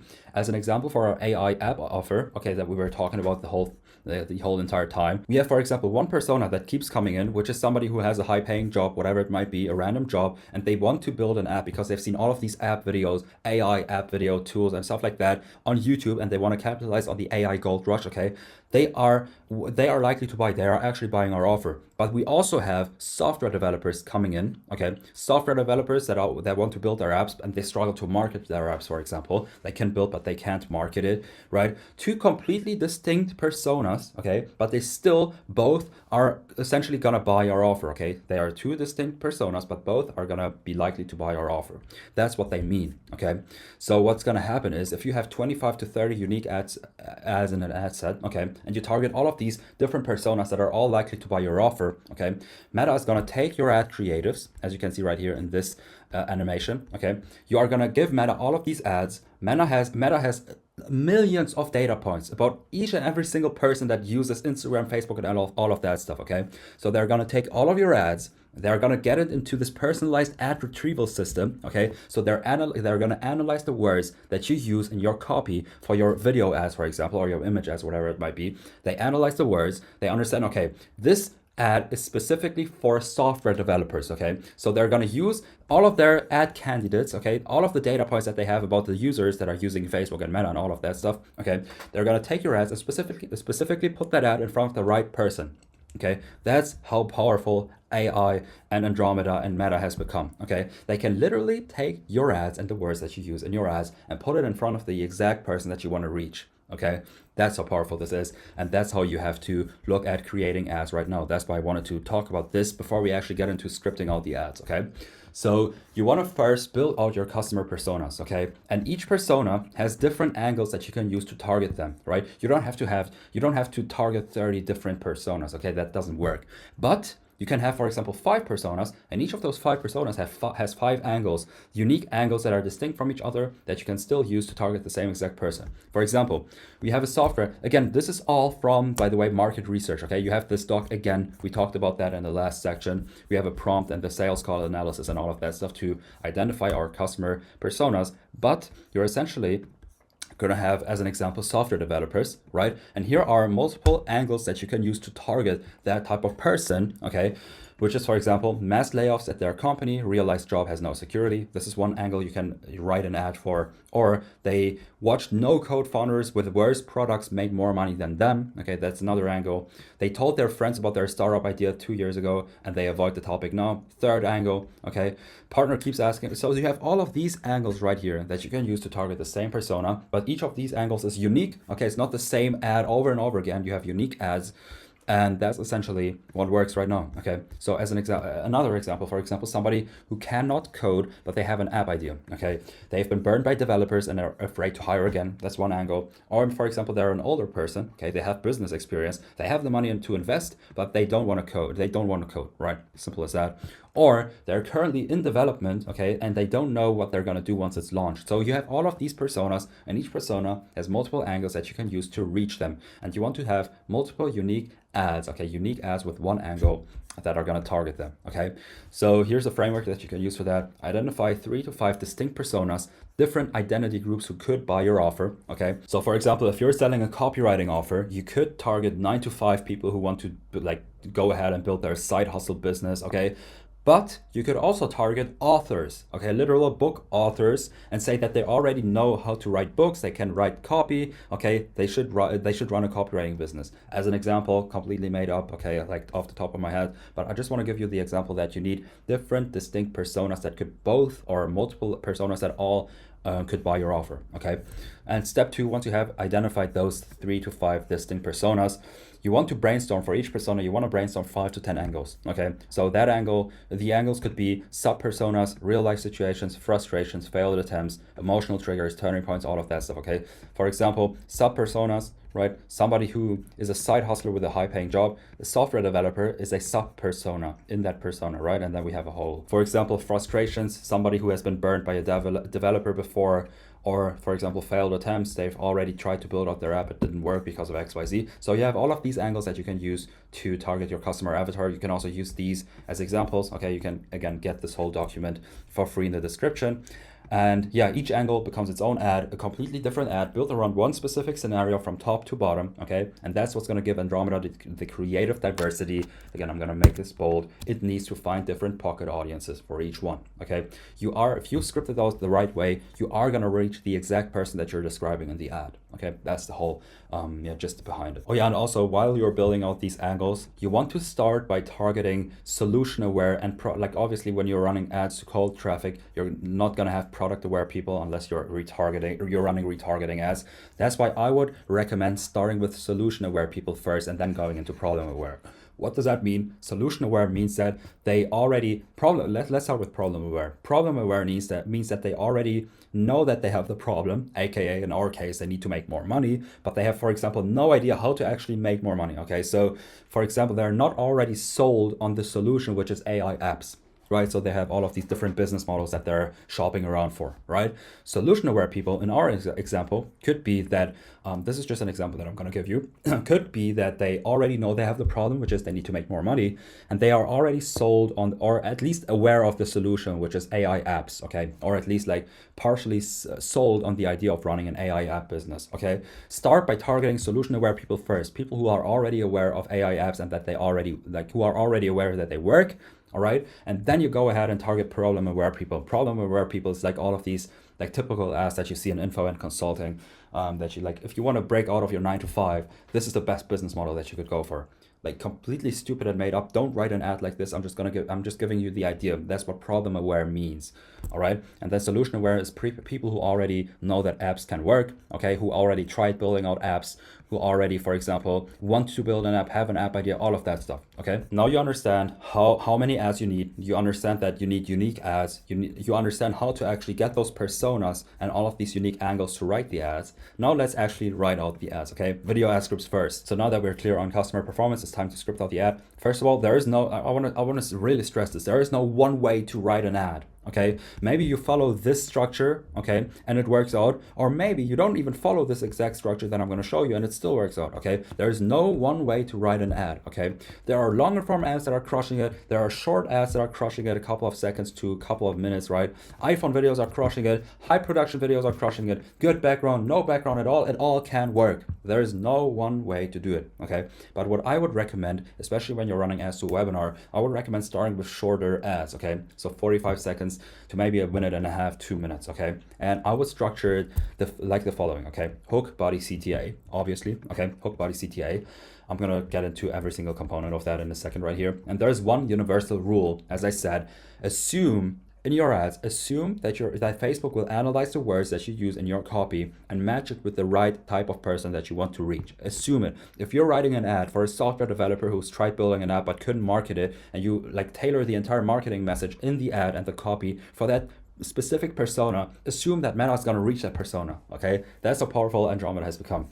If you describe the thoughts of someone who hasn't, yeah, as I said, Facebook will search its database, find people who match that description and show them your ad. Okay, so let's go into the hook, right? Hook, body, CTA, let's go into the hook. Remember, one ad has one unique persona. Okay, so the hook must call out the persona, the situation, the thoughts they have, etc. Okay, and when I say call out, you don't have to literally say, are you a software developer who makes $150,000 to $250,000 a year but wants to build an, like, you don't have to literally say that. Okay, you can do it more smoothly. Okay, again, there is no right or wrong way to write a hook. All right, just remember this. The only job of a hook is to make one specific person think, okay, that's me. That's the hook. Okay, you want to hook them and you want to make them think that's me. This is what you want to do with ads.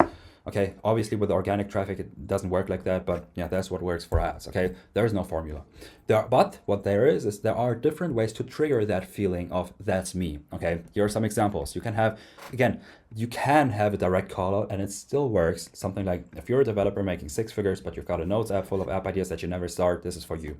An example, okay? Or you can also describe their thoughts and situations. So you're a successful software developer and you've been thinking about building your own app for how long now? A year, 2? Right? That's another way you can make the person think, okay, that's me. Or you can also have a bold claim. I can't write a single line of code, and I've made more money from apps than most software engineers ever will. This is what our offer owner says. Okay, this is our marketing message essentially. He cannot code and he still made multiple 7 figures from his apps. Okay, more than most software engineers will. If you say this, software engineers will raise their hand and say, yo, that's me. What are you talking about? Okay. You can also have a scroll stopper or a command. Okay. If you're a software developer thinking about building your own app, don't. Okay, not until you hear this. Or you can also start with a story. So I talked to a senior developer last week, $220,000 salary, all of that stuff. And he taught, like, we keep on going. Okay, this is a story. You can also agree with them first, then flip it, okay, which is like a curiosity/open loop. You're right, you probably could build a better app than most of the stuff on the App Store, so why haven't you? Okay, so this is, for example, describing their thoughts. They think that they know, they've been thinking about it, they know that they can build better apps than all of the apps on the App Store, but they still make no money, so why haven't you? Social proof, I've helped 200 plus software developers launch their first app. Specificity, number, or common enemy, urgency. So you can also, like, obviously mix and match, and there is no one way to do it. Okay, here for example, nearly 1 in 3 tech jobs have been wiped out since 2023 because of AI. If you're a software engineer, building your own app business has never made more sense. Okay, as an example, this is all of it together. You have a number right here, nearly 1 in 3. You have a common enemy, which is for them AI in this case, right? And then you also have urgency, which is again AI, and then you still call them out. Okay, this is again a call out as well, because you're calling out, if you're a software engineer, all of that stuff. Like, okay, I'm not gonna, like, if you can spin up a full stack app in a weekend, but you're thinking about your own app ideas for months now, then this is for you. Future pacing a year from now, okay, you can just pause it, check it out.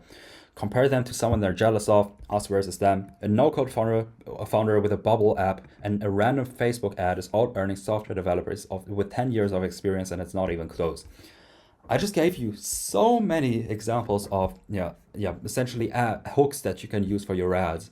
Okay, use them, right? Use them. Be unique. Okay, have unique ads. Don't just like use the same ad framework over and over again. This is a pool of hooks that you can use. Okay, now on to the body. The body, like most people don't really understand what they should do in the body and the CTA of the ad. Okay, they might know how to write out a hook, but what to do, like after you've catch their attention, what do you have to do next? Okay, that's what I'm going to explain now. The body has only one job, okay? Give the viewer enough reason to believe that clicking the ad is worth their time. That's it, okay? We caught their attention with the hook. Now the body has to shift their beliefs in our favor. Okay, I'm gonna give you that phrase over and over again in a few seconds right here. We have to shift their beliefs and get them to believe that clicking the ad is worth their time. That's all a body has to do, okay? You're not setting the program in the body. You're not teaching anything in the body. You're not doing a 10-minute pitch in the body. You're just bridging from that's me, which is what the hook does, okay? You bridge that to, okay, I should check this out, okay? Which is the CTA. That's it. That's what the body does. It bridges from the hook to the CTA, okay?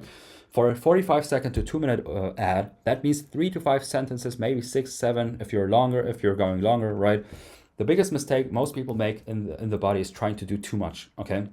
Again, you have one idea that you're going to write the ad for. You just have to give them enough reason in the body. You have to shift their beliefs and give them enough reason to click, okay?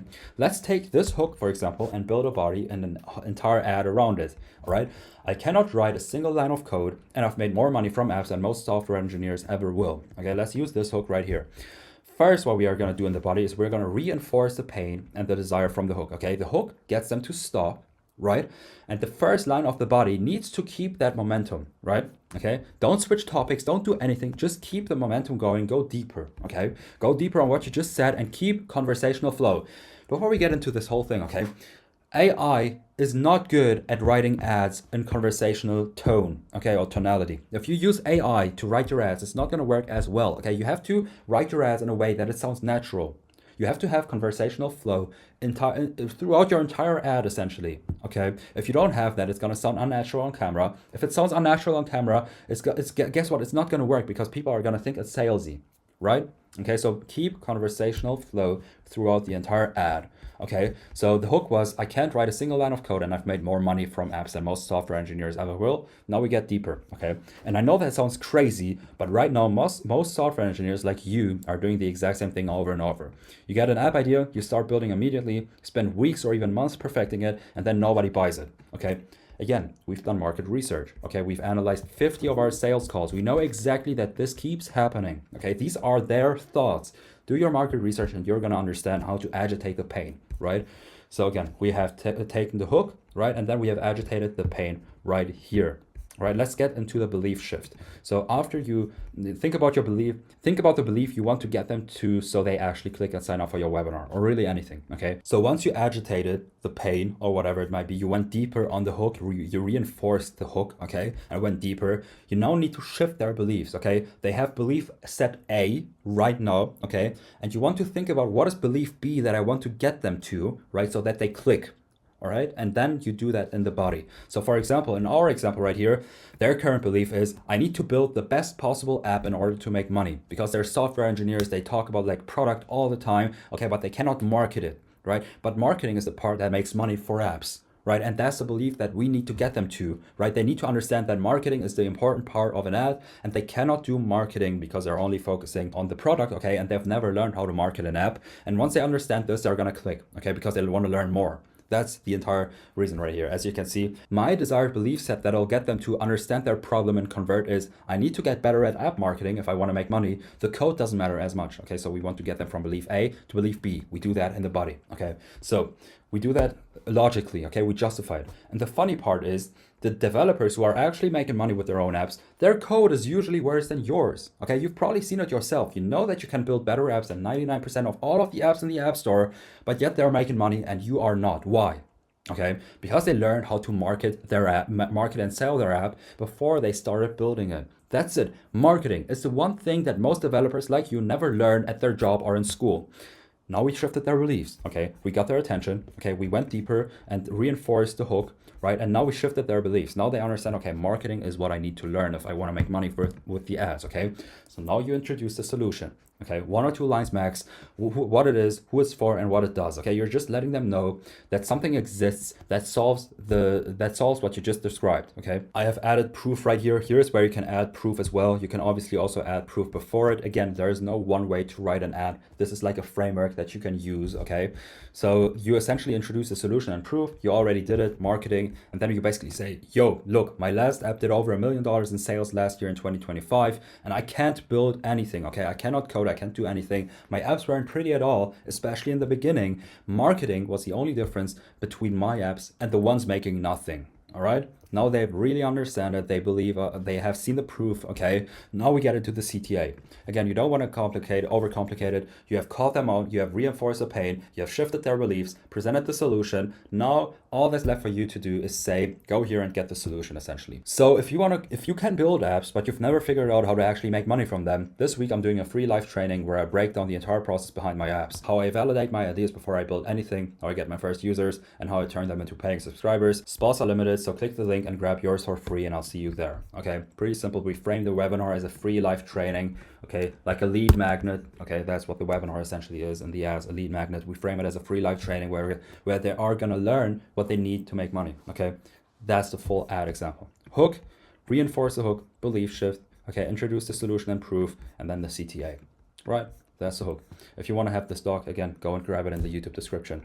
And the second ad example is, this has also worked very well for us. Nearly 1 in 3 tech jobs have been wiped out since 2023 because of AI. If you're a software engineer, building your own app business has never made more sense. Look, I've been talking to many engineers lately in that exact position. They worked at a solid tech company. They wanted to build an app, but didn't know if their app idea was worth investing time into. And even if they launched the app, they had no clue how to actually get installs and paying users, right? And that's the stuff that actually determines whether your app makes money or not, which is one thing that the engineers never learn, okay? But the good thing is it's a learnable process, and on proof of that, then we say the proof, okay, it was all through marketing. So imagine what's possible when you combine that marketing system with the fact that you can actually build the app yourself, unlike me, okay?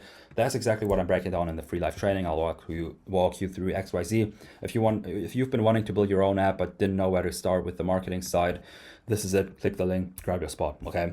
So this is essentially 2 ad scripts right here. That's it. These are 2 ad scripts that you can use and take inspiration from. And this is our entire ad scripting process, essentially, right? We have the hook, body, and CTA. I gave you some examples for the hooks, right? I explained what the body is for and how to use the body. I explained when to do the CTA. Again, if you want us to run your entire webinar funnel done for you, from driving traffic to your webinar funnel, from meta ads and also organic traffic, to building out the entire funnel pages, the pre-webinar nurture system, the webinar slideshow presentation, the entire thing A to Z, just click the first link in the YouTube description and we can talk. But yeah, let's continue with this presentation right here. Once you have your video ads, now we can get into the static image ads, okay? Because static image ads are also super powerful for webinars. They are super easy to set up, okay? They can get you a very low cost per registrant, so let's talk about that as well. So static ads and info and consulting, okay, are very different to static and image ads and e-com, and that's what most people teach on YouTube, right? If we go to YouTube right here, and search for image ads right here, it's all gonna be e-com, right? Like almost nobody talks about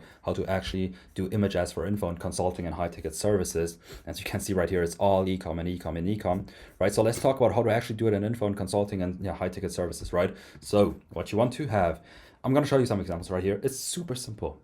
It is ridiculously simple, okay? So this is almost like, this is the most that you're gonna do right here. So you call out the audience, you have a hook, okay? You basically have a hook, you give them context and a CTA. Sometimes you don't even need context, you don't even need a real hook right here, okay? If you go to the examples that I have, again, once you get get this whole document right here in the YouTube description, you're gonna have this Canva doc essentially. Just go to Canva, click on make a copy, and then you're gonna be able to edit this right here, okay?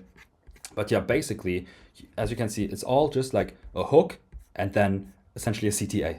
That's all image ads are. And then for the ad text, okay, you can even use a variation of your video ad scripts and use that as an ad text for as a primary text for your video, for your static image ads, okay? So just to illustrate how simple it actually is, check out Daniel Fazio right here, okay? They're crushing it. They're making well over $1 million a month, and check out their image ads, okay? Sign 5K a month AI assisted agency clients, okay? So AI business opportunity. Again, remember, this is about Andromeda. You have one angle for one ad, okay? So you're targeting all of these different personas, okay? The same thing applies to image ads as well, okay? But they don't have to be complicated. Check this out, okay? They're making over $1 million a month. You don't even need crazy backgrounds. AI business opportunity, or AI first agency model, AI agency in 30 days, okay? They're crushing it, and their image ads are super simple. Or Jordan Lee, $5 to $7 million a month, okay? Check out their image ads that they're actively running to their webinars. Right? They have this right here, AI business masterclass for free, okay? One image ad. Another one is like just a notes app, okay? Or another one could be, again, this right here, right? Just like simple image ads. It does not have to be anything crazy. You can even take some of your video ads, okay? For example, if you're using this ad script, okay? I cannot write a single line of code and I've made more money than most software engineers ever will, okay? And then you talk about marketing. You can essentially use those and transform them, or the marketing message in the ad, transform them onto an image ad, okay? So for example, software developers learn how to use their skills and start an AI app business in 2026. This has crushed it for us. This ad right here, okay? That's essentially what you have to know about ad script, about video image ads, okay? You can just go ahead, again, check this out, make your own copy. Oh yeah, and by the way, image ads should make up around 30 to sometimes even upwards of 50% of your entire ad set, okay? So let's say you're running 30 ads, for example, I would recommend 30%, okay? If you're running 30 ads in an ad set, 10 of those could be static image ads, and then 20 of those could be video ads, all right? That's how you want to structure the campaign. And talking about campaign structure, this is what your structure is going to look like in the campaign. You're going to have one campaign, one or two ad sets, which is one completely cold, okay, and nothing whatsoever, okay, just the cold audience targeting the US, Canada, and all of the first world countries. And then obviously the second ad set could be a retargeting ad set. We've tried running a retargeting ad set. You can try it as well, but for us, for example, cold worked way better, okay? So we had a way better cost per lead. You can just try it out, okay? You can just run both ad sets, all right? And then each ad set should have 25 to 30 unique ads per ad set. Again, 30% statics, 70% video ads, and we're gonna jump into Facebook ads manager right now, and I'm going to show you how to set this up. So this is what it's going to look like in the ads manager. But before we actually get into creating the campaign, I wanted to show you how to set up your pixel the right way, because it's also very important to set up your pixel the right way and also condition it to only get the highest quality of leads. Okay, so I'm going to show you that as well. For setting up your pixel, you are basically, I'm assuming you already have a pixel set up. Okay, just go to the business manager and you're going to be able to set up your pixel. Okay, once you have created your pixel, go to the ads manager. You're going to click on events manager right here. And then you're going to go ahead and set up your standard events, okay? Not a custom conversion, a standard event. So you're going to go to data sets right here. You're going to see your pixel at the top. I'm going to blur this out right here. All right, you're going to see the pixel, and then you click on here, add events, okay? Click on add events, use existing integration, which is going to be your pixel, okay? So you click on that, and then you are going to enter your thank you page URL, okay? You just add your thank you page URL. I'm not going to do it right now because I've already done it. You add your thank you page URL, and then you're just going to continue with the steps. Okay, click on, when you reach one step, it's going to say the URL equals, click on it contains, and then whatever your URL contains for the thank you page. For us, it's /registered. Okay, you're going to set this up. It's super easy to set up once you understand that you have to go to this step right here. So once that's set up, what that's going to mean is Meta is now only going to report back to the pixel when somebody reaches the thank you page that you use for your webinar funnel. Okay, I'm assuming that for your first webinar, for example, you're not going to run an order bump. Okay, so you're going to have one webinar confirmation or thank you page, and when somebody reaches that thank you page, it's going to report back to the pixel. It's going to tell Meta, okay, give me more of these types of leads. Okay, so the lead saw your ad and they clicked on it, they checked out your landing page, they signed up for your webinar, they reached the thank you page, and now what it's going to do is it's going to report that information back to the pixel. So the pixel is going to optimize and find more of the people that, just like the person that just reached the thank you page. Okay, it's going to optimize and get more of those types of leads. Okay, that's what it means. That's how you optimize for the highest quality of leads that you can get from Meta. All right, so once that's set up, just go to campaigns again. All right, now let's set up a new, I'm just going to give you an example right here. Obviously, I'm not going to set up and run a new campaign right now, but you're basically going to click on create right here. Always select leads. All right, okay, always select leads. click on continue, and then you're gonna have this at the very top is gonna be your campaign level. This is your ad set level, and this is where you are gonna put in your ads right here. Okay, I'm gonna blur a ton of stuff out right here, but basically on the ad set level, okay, you can obviously name this whatever you want. On the ad set level, on the conversion location, okay, you're gonna click on single, all right, and then click on websites, okay, and then it's gonna say maximize number of leads, and then it's gonna have your pixel right here, conversion event. Select the standard event that we just set up with the pixel. Okay, I just showed you how to set up the standard event in the events manager. Click that. Okay, and now what it's going to tell Meta is that you are going to optimize for those types of leads. Okay, you're going to optimize for the people that reach your thank you page, if that makes sense. Okay, that's how you do this. You can also give a cost per result goal. For example, for us, you have to do your, again, financial model and understand what you want to optimize for. What is a plausible cost per result? Okay, for us, it's for example $8. The attribution model should be standard, and then the daily budget obviously depends on how much you are ready to spend. Okay, you are going to increase this, like let's say it's going to be a 5 to 10 day promo phase. Okay, you're incrementally going to increase the budget after every single day. Okay, so that you spend the majority of your budget over the last 3 days leading up to the webinar. All right, now audience controls. All right, if you want to run a completely cold traffic webinar, which I would recommend for Andromeda. So remember, when Facebook tries to take your ad and put it in front of the right person, okay, just keep it completely broad. Okay, Meta's gonna take your words and it's gonna do the targeting for you if you set up your ad scripts the right way. Okay, so for the audience controls, you want to take, first of all, turn off Advantage Plus. Okay, turn it off. Okay, Advantage Plus audience, turn it off, switch to original audience. Okay, turn it off, please, it's very important. And then from there you are going to use your audiences. For example, for us it's 22 at least to 55. Okay, that's what we've seen works best for us. Okay, and that's essentially all we do. And then locations, we'd like to do US and Canada for this offer right here. Obviously it depends. For example, if you're running an offer in the UK, you can also do that. Okay, for us it's US and Canada or Australia, whatever it might be. Okay, that's how you set up the audiences. That's it. Just give them the age gap and the countries, and that's it. Everything else Meta's gonna do for you. That's it on the ad set level. This is how you set up the ad set level. Now on to the actual ads and the creatives. Okay, the creative level. First, you're gonna go ahead, scroll down and click on setup creative and upload your creative, whether that's an image ad or a video ad. And then you're also going to be able to put in your primary text, your headline and the description. Okay, and that's all you have to do on the creative level. Obviously you also have to give, like, type in your website URL with the UTM with the URL parameters. Okay, if you want to track it that way. Okay, you can also use software tools like Hyros. There are other tools as well, okay, that we're testing out right now, but that's how you set up the campaign. You're going to have one campaign, 1 or 2 ad sets. Okay, one is going to be your cold and broad ad set. The other one could be your retargeting ad set, for example. You can also run interest stacks and test that out, but for us, cold has performed the best. And then each ad set is going to have the same 25 to 30 unique ads in here. All right, this is how you set up the ad campaign to run profitable ads to your webinar. So this was the entire Meta ad section for this free course right here. So you now know why you should run ads. You know how Andromeda works on Meta. Okay, you know how to build out your customer personas. You know how to script out video ads. You know how to set up image ads. You have image ad examples right here. You know how to set up the campaign. You now know everything to run ads. Okay, so this was it. Let's get to the next step, which is running organic traffic to your webinar. If you have it, Instagram and YouTube, we're going to focus on that because that's essential. That's a very important part as well. Okay, so let's get into that. Again, just for context, we now have the financial model. We now know how to write the webinar script. We also know how to run ads now.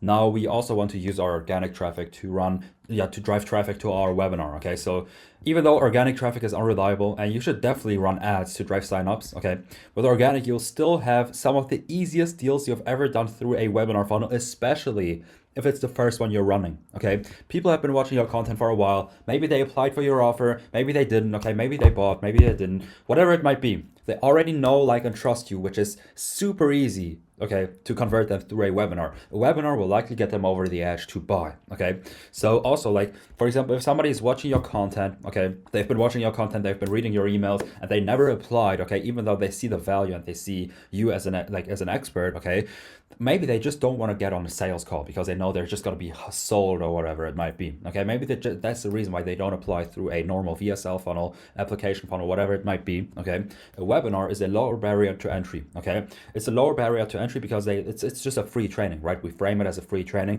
They get into that free training, and then we use that free training frame to actually get them into a situation where they're ready to buy, okay, even though they were not ready to buy before the webinar. Okay, does that make sense? It's going to be super easy to convert people through your first webinar, okay, even if it's not just like the first one. So here's how to capitalize on organic as an info/consulting offer owner. I'll do this in 3 parts, okay? Short form, specifically Instagram, YouTube, and then your email list, okay?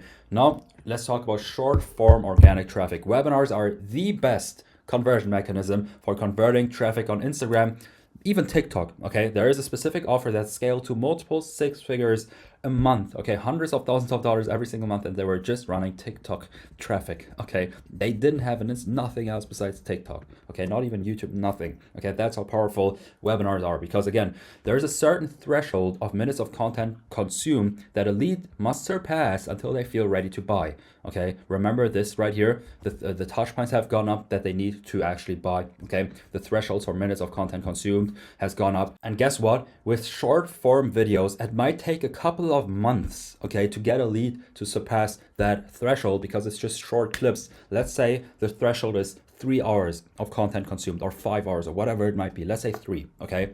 How many weeks is it gonna take? To get somebody to watch 3 hours worth of short form content or spend 3 hours on your Instagram? It's gonna take months. Okay, that's why getting them into a webinar is going to be your best bet if you're running short form traffic. Okay, they're going to be in a room with you together live for 90 minutes straight, or up to 2 hours, even longer. Okay, you're going to make the sales cycle way shorter. Okay, so what would normally take months, okay, it's now going to take a couple of days, depending on how long you're going to do the promo for your webinar. Okay, so here's how to efficiently drive traffic to your webinar from Instagram. All right, so you're going to have Instagram story sequences. You're going to have, I'm going to show you the examples as well. You're going to have reels as well. Some of our reels hit hundreds of thousands of, like this one, for example, had hit 177,000 views, 7,000 likes, okay, 3,000 comments. This was a comment CTA to sign up for the webinar, right? So yeah, I'm going to explain that as well. I'm going to explain how to script out the Instagram script, how to script out the Instagram reel. So let's get into it. Okay, so story sequences. Your promo phase will be around 7 to 10 days on Instagram. Okay, over those 7 to 10 days, you can CTA them almost every single day. Okay, since it's a free thing. Okay, it's a free live training. The webinar itself is a lead magnet. Okay, it's a free thing that you're promoting. Obviously, if you're running you don't have to do it every single day, and you obviously should change up the messaging and the structure and stuff like that. You should not do this if you're like straight CTAing them to your program. Okay, but since it's a webinar, it's a free thing, people will appreciate it. Okay, you basically treat each day story sequence like an email or an ad or whatever it might be. Okay, each day has one angle and one main idea that you'll link to your webinar, which you again frame as a free training. Okay, so let me explain some angles right here. One angle could be an event-based CTA. So an event-based CTA could be app downloads spike in January because of XYZ reasons. Sign up for the free live training to learn more. Okay, here's an example. I think I included an example. Yeah, I did. So I launched my newest app last year during Q4, scaled it through the holidays while most people were still planning. Now it's doing $111,000 a month.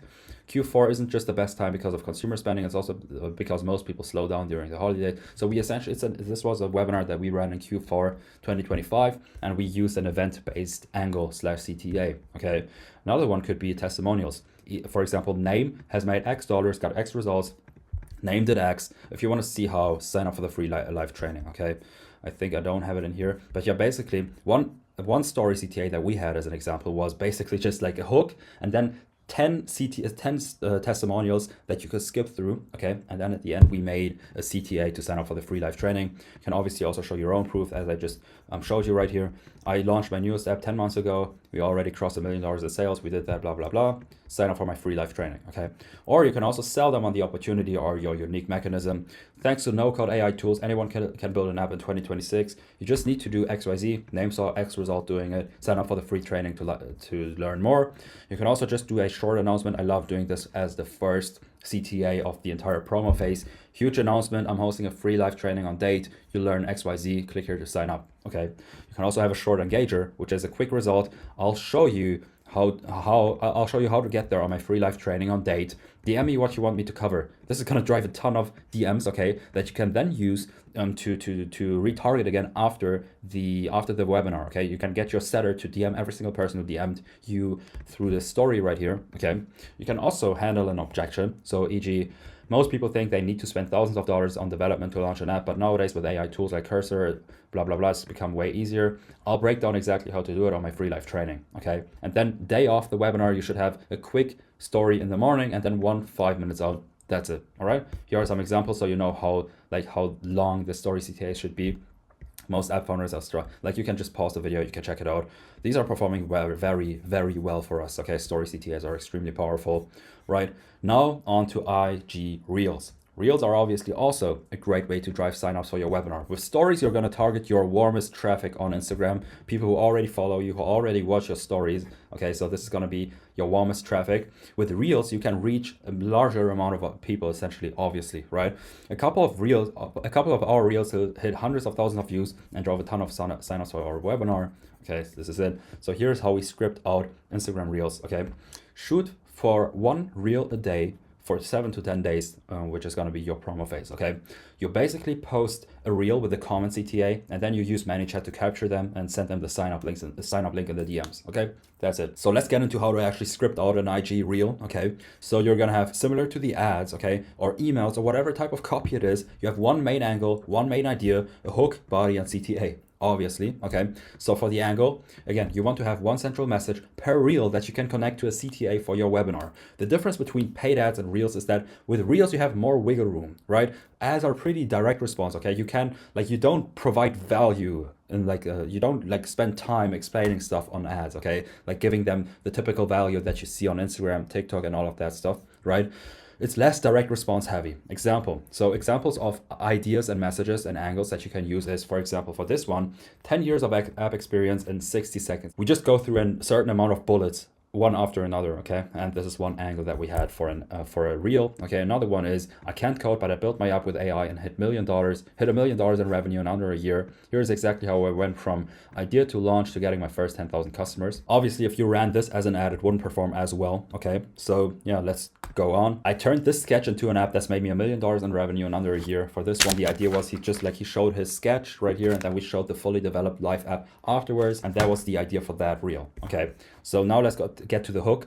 With hooks, you'll always have the key copywriting hooks that are gonna work here as well. I just showed you some in the ads section. Okay, you're gonna have direct callouts, you're gonna be describing their thoughts and situations, bold claims, okay, stories, open loops, social proof, again, social proof, numbers, if then, future pacing, us versus them. All right, you can have all of this stuff right here. You can just pause the video, you can grab your entire document right here in the YouTube description.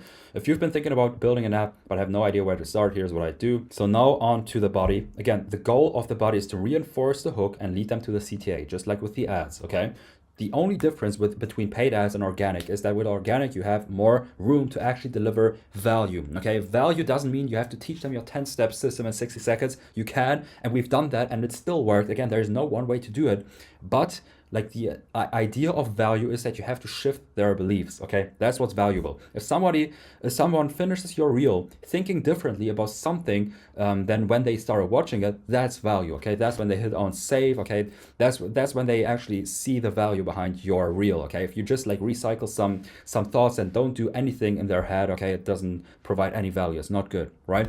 That's what makes them trust you and want more, okay? You're basically moving them from a current belief to a desired belief.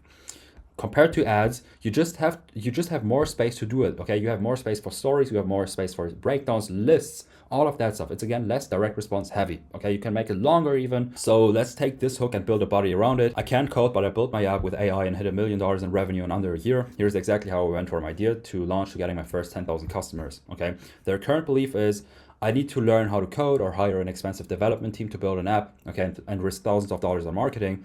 Our desired belief is that they believe that I can build and launch a profitable app with AI tools and a simple process, right?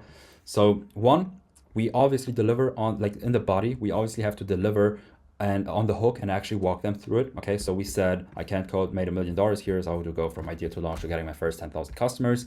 So we say the idea for app name, okay, we named our app, came from where we saw the problem. Once I validated the idea, I sketched out the core features on paper. Again, we showed the sketch, right? Uploaded them to 99 Designs, had a designer compete to build the best UI, and from there I vibe code. So we obviously, like this, you can pause the video and read through this. We're essentially delivering on the value that we promised them in the hook, which is my entire process from idea to launch the first 10,000 customers. And then we shift their beliefs and show them how easy it actually is. Okay, simple, not easy, you know that, right? But yeah, hit $10,000, show them proof.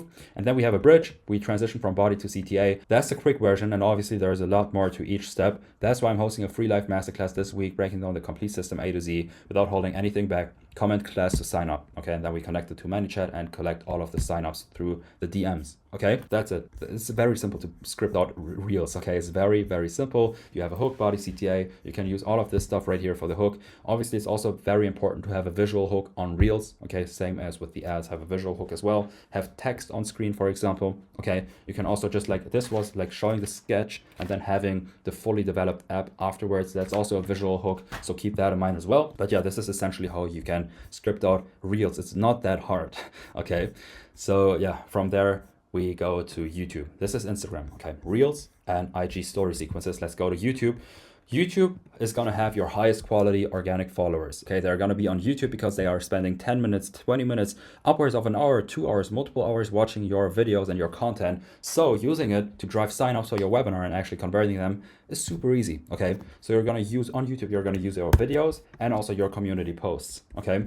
As to the YouTube video CTAs, first of all, I don't know why many people don't really talk about community posts. It's pretty simple to use and it pops up on their home feed if you post it, if they follow you. So you should definitely use community posts as well. I'm going to show you how to do that in a second right here. But yeah, let's first talk about YouTube video CTAs. Okay, so you're just going to have 2 CTAs in your videos. If it's short, obviously you can have more if it's a longer form piece of content.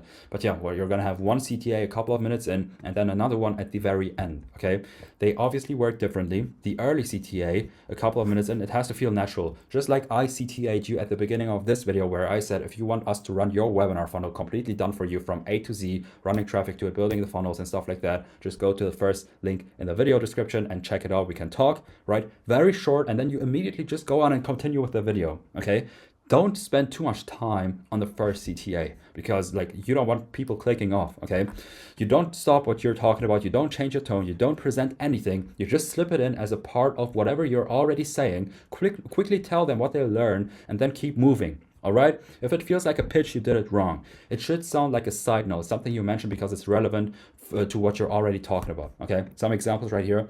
If you're talking about something, you could then say, and that's exactly what I break down in my free live training this Thursday, links in the description. I'll walk you through XYZ. But anyway, the next step is, and then you just continue, okay? Very natural. It's not gonna take too much time. People are not gonna start and click off, okay? You wanna have it very natural in the beginning. You have 2 more examples right here. Okay, you can pause the video, check it out if you want. Again, you mention it, tell them what they're gonna get, point them to the link and immediately continue with your content, okay? A couple of seconds and you're back to content. Otherwise, they'll literally just click off if you overdo it, okay? Now, when it comes to the last CTA that you're gonna do at the very end, there you can do it for like 30 to 60 seconds, okay? They've watched 10, 15, 20 minutes of your content, even longer, okay? They already trust you, they got the value. Now you can easily CTA them, okay? They're gonna be cool with it, so you can more direct and actually take your time with it. Examples, so that's the full breakdown. Now, if you want to take this seriously and actually go from app idea to paying users step by step, I'm hosting a free live training this week where I'll walk you through the complete system from A to Z. You'll learn how to XYZ, links in the description, go sign up. Very simple still, okay? It's a bit longer, but it's still simple. That's how you can use your YouTube videos to drive traffic to your webinars, all right? Pretty simple. Okay, now let's talk about community posts. So community posts is, as I said, it's super underrated, okay? If people are subscribed to your YouTube channel, those posts will come up on their feed just like your videos. It's like a Twitter post that pops up on YouTube, right? On their home feeds if they follow you or subscribe to your channel. So you have to use them, okay? It's super simple to use them. This is pretty much just like a short email or an Instagram story in text form. So what you can literally do is you can literally just take your Instagram story or the script for your story and yeah, change it a little bit, okay? And then put it in as a community post on YouTube. So each day has one angle, one main idea that you're going to link to your webinar, which is framed as a free live training. Example angles, just like the story CTAs for Instagram, it's the same exact thing. quite literally the same exact thing. So it's just gonna be your Instagram stories in text format, and that's what's worked for us. All right. Now that's YouTube and Instagram. We talked about YouTube and Instagram. That's for your organic traffic. The last point is obviously your email list. Okay, I hopefully have an email list if you're doing business, right? Emails are also a great way to not only get people to sign up, but also to easily convert them later, because there is a good amount of people who are reading your emails, but they don't pull the trigger to book a call, okay, or buy your offer. A webinar, as I said a bit earlier, is a good way to get them into a buying situation, into a situation where they feel ready to buy your offer or book a call or convert, okay, without directly asking them to do so, okay? It's a low barrier to entry for them. So let's use emails as much as we can and send out 1 email a day for our 7 to 10 day. So let's use emails as much as we can and send out 1 email a day for our 7 to 10 day webinar promo phase, okay? So how do you actually write the emails? Again, it's all the same. It's all copywriting. One angle, one main message, central idea, and then a hook body and a CTA. Same concept, okay? Nothing changes. So an example email could be something like this right here. So the subject line is your hook, okay? 0 to 10K app users, step-by-step breakdown inside. Yes, it's true. Building an app has become super easy thanks to AI, but the actual way of growing an app is marketing and monetizing, okay? Getting the downloads and converting them into repeatedly paying users. That's what 95% of the app. So you can read through this, okay? You can pause it. You're gonna have a hook, right? Again, catching their attention, and then like talking about something that they're thinking about. For example, for us, a main point, okay, a main selling point is app marketing for us. That's what they're struggling with, growing their apps. That's why we're talking about it. Then in the body, we shift their beliefs, okay, and show them that we know what we're talking about right here. And then at the end of that body, we're gonna send them to the sign up page for the webinar. That's it, okay? Pretty simple. Hook, body, CTA. It's the same concept as with the ads where I went deep on this, okay? There are gonna be timestamps below, okay? You can just skip and jump to the ad section where we're talking about how to script out an ad. That's where we go deep into this, but it's gonna be the same exact concept, all right? Hook, body, and CTA. And this is how you use your organic traffic to drive signups to your webinars, okay? Instagram, YouTube, email list. If you have TikTok, you can use TikTok as well. Twitter, okay? You can also use Twitter if you are cool with that. I know many people aren't cool with promoting webinars or stuff like that on Twitter because it's super toxic.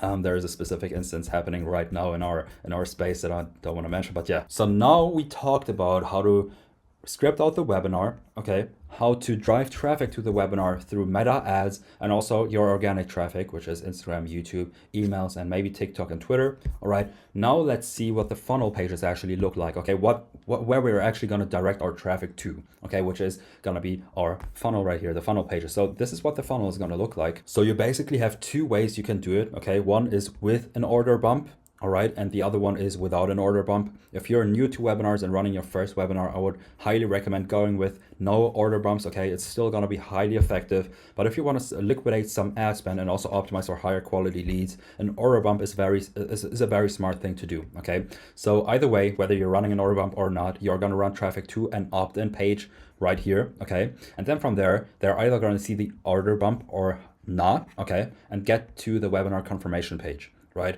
And this is where you're gonna report it back to the pixel. I explained it in the meta ad section. You can jump to that section if you want, okay? If you are running an order bump, right, have 2 thank you pages, which is one, a thank you page A, which is where people get to when they got upsold and took the order bump, all right? And then a thank you page B, where the people get to that did not buy the order bump, all right? So you're only gonna optimize for thank you page A so that you get more high quality leads, because if somebody actually buys the order bump, that means that they're higher quality leads, and Meta is gonna try and find more people like that, okay? That's why you only put the report it back to the pixel when they get to the thank you page where they got upsold, okay? That's the funnel. These are the funnel pages essentially, all right? And then from there, they're gonna get to the pre-webinar nurture. That is gonna be the next step, a very important step that we're gonna talk about in a sec right here. But yeah, these are the funnel pages. So let's talk about how to actually set them up, all right? So the webinar opt-in page is gonna look something like this. You're gonna have a hero section, okay, above the fold. This is without them scrolling. So they're gonna see the banner, which says free live training, okay? 100% free live training reveals XYZ. I'm gonna show you an example right here. Then you're gonna have a main headline, preferably a sub headline or not, okay? You can split test this. And then you're gonna have the date, the timer, and then a CTA button. That's it. That's what you're gonna use for your above the fold section. This is what we used for that, okay? So we have a banner which says 100% free live training reveals The process I use to take my AI mobile app from just an idea to over $1.2 million in 1 year, learn how to build your app with AI, drive downloads, and turn users into paying customers, okay? Make this very optimized for phones, okay? Make this optimized for phones, right? Because most of your traffic is gonna come from mobile, all right? This is the hero section. From there, you're gonna have a what they'll learn section. So 1 to 5 steps, okay? I wouldn't, not 1 to 5. So 3 to 5 steps, okay? And then another CTA button. This is what it could look like, all right? So this is gonna be like 5 bullet points right here, what you'll learn inside this training. Then you have 5 bullets in terms of what they're gonna learn, right? And then a meet your host section. Obviously, you're gonna have a meet your host section, which is gonna have your photo right here and then your accomplishments, another CTA, and then another CTA at the bottom, and also have a clear disclaimer, earnings disclaimer, at the bottom, so you're actually compliant, okay? And also don't like do crazy stuff on the landing page, because if the landing page is not compliant, you're gonna be rejected on your ads are gonna be rejected. You don't want to deal with that, okay? So yeah, this is how you can structure a simple landing page. Obviously, you can also test a VSL. You can test a short VSL. You can test only having this above the fold section. You can test only not having the meet your host section. You can split test everything here. There is no one way to do it. Just split test and see what works best for you. But this sign up page has gotten us around a 30% sign up rate, which is not that bad. Okay, so yeah, this is what we use for our opt-in page. And then after they see the opt-in page, they obviously get to the thank you page. All right, so they see the opt-in page, they sign up for it. I'm just going to cover the no order bump method, just like for clarity reasons. But yeah, they see the opt-in page and then they get to the webinar confirmation page from there. Okay, so this is what that's going to look like. So you're going to have a headline that reassures that they're signed up. This is all above the fold. And then you're going to have a next steps video, right? A date and timer, an add to calendar button, and then a join Telegram button. Okay, so this is what that looked like. Your spot is confirmed. Here are the next steps. And then this is a quick video explaining what they should do in the meantime between now and when the webinar happens. And also what we're also selling them on showing up for the webinar. This is the first step of selling them to show up for the webinar. All right. So yeah, this is the video. We have the time and date, and then we have add the training to your Google Calendar, so they immediately do that. This is huge, okay? Very important to get people to show up for your webinar, so get them to add it to their Google Calendars, right? We also have a free Telegram group. I'm gonna explain how that works and why we should do that in the pre-webinar nurture system that I'm gonna cover next, okay? But yeah, this is what we have there. And then some FAQs. You can also have FAQ videos right here, okay? So just like take your market research, see what people are asking on the sales calls. And if people are asking it on the sales calls, it's very likely that the people that come in from cold traffic or organic traffic, whatever it might be, might have the same questions. So you want to cover it in video format and also in text format. In this example, we just did text format right here, okay? So you're going to have the FAQ section and then testimonials, video testimonials and interviews if you have any. And you can also use text or screenshot testimonials. Okay, this is how you can structure the thank you page. Very simple, nothing complicated. All right, so yeah, this is it. Call confirmation page. This is for when somebody actually signs up for the webinar. Okay, they actually watch the webinar, they book a call. After they book a call, they obviously get to the call confirmation page. This is what that's going to look like. Okay, it's very similar to the confirmation page for the webinar. So reassure them that they're in. Next steps video, what's going to happen between now and when your call happens, a date and time, add to Google Calendar, again an FAQ section, and testimonials. Quite literally the exact same structure, okay? And yeah, that's pretty much it for the webinar funnel. You obviously, if you're running a replay, okay, if you promote a replay, you're also going to have a replay page, which is quite like it is just like a VSL page, okay? You're gonna have your main headline, a sub headline, you're gonna have the webinar embedded on the page, and then a type form below and testimonials. That's it, okay? That's how you can have a webinar replay page and run traffic to that as well after your webinar happens. For example, with your email promo, post-webinar email promo, and your post-webinar story sequence promo, okay?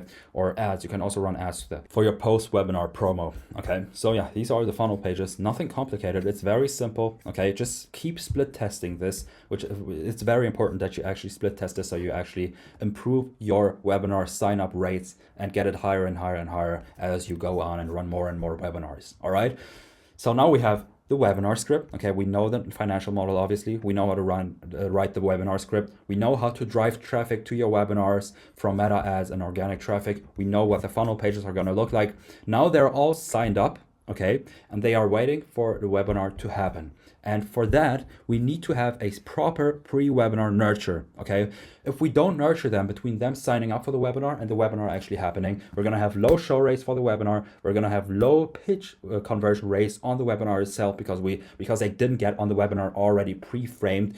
There's a bunch of stuff happening in the pre-webinar nurture. Very, very important that you follow every single step of this right here. Okay, so let's get into that as well. This is a very important step right here. If you don't have it, it's not gonna, your webinar funnel is not gonna perform very well. You're just gonna burn money. Okay, so let's get into it. So the logic is that most people will simply forget about your webinar if you don't have a pre-webinar nurture system. Okay, you have to, after they sign up, you have to do everything you possibly can to sell them on showing up for the webinar, and on top of it, get on the webinar pre-frame. Okay, that's what the section is about. We're going to talk about retargeting ads. We're going to talk about email sequences. We're going to talk about Telegram/WhatsApp and SMS sequences. Okay, we'll use all of these channels that we can, okay, to reshape the prospect's current belief system in our favor to get them to show up to the webinar and convert. Okay, they have a current belief system that we need to reshape so they show up and convert. All right, so let's talk about the first thing, which is retargeting ads that you can run. So what we've discussed so far in the meta ads section are direct response ads. Okay, so these are ads that get people to take an action, like signing up for a webinar. Now what we also want to do after they sign up is to hit them with retargeting ads before they hop on the webinar. We're talking objection handling ads, social proof ads, story ads. Okay, the keyword is belief shifts. You have to shift their beliefs, shift their current belief system into one that's favorable for us and gets them to show up for the webinar and convert. Okay, very important. Take out your avatar research doc, see what beliefs you need to shift, and record around 20 to 50 short clips. Okay, you can also clip up your YouTube videos and use those as retargeting ads, okay, in this retargeting campaign for your webinar. But yeah, this is also an example remarketing ad script, okay, for a specific objection that we keep getting, which is I can't code. That's why I cannot build an app.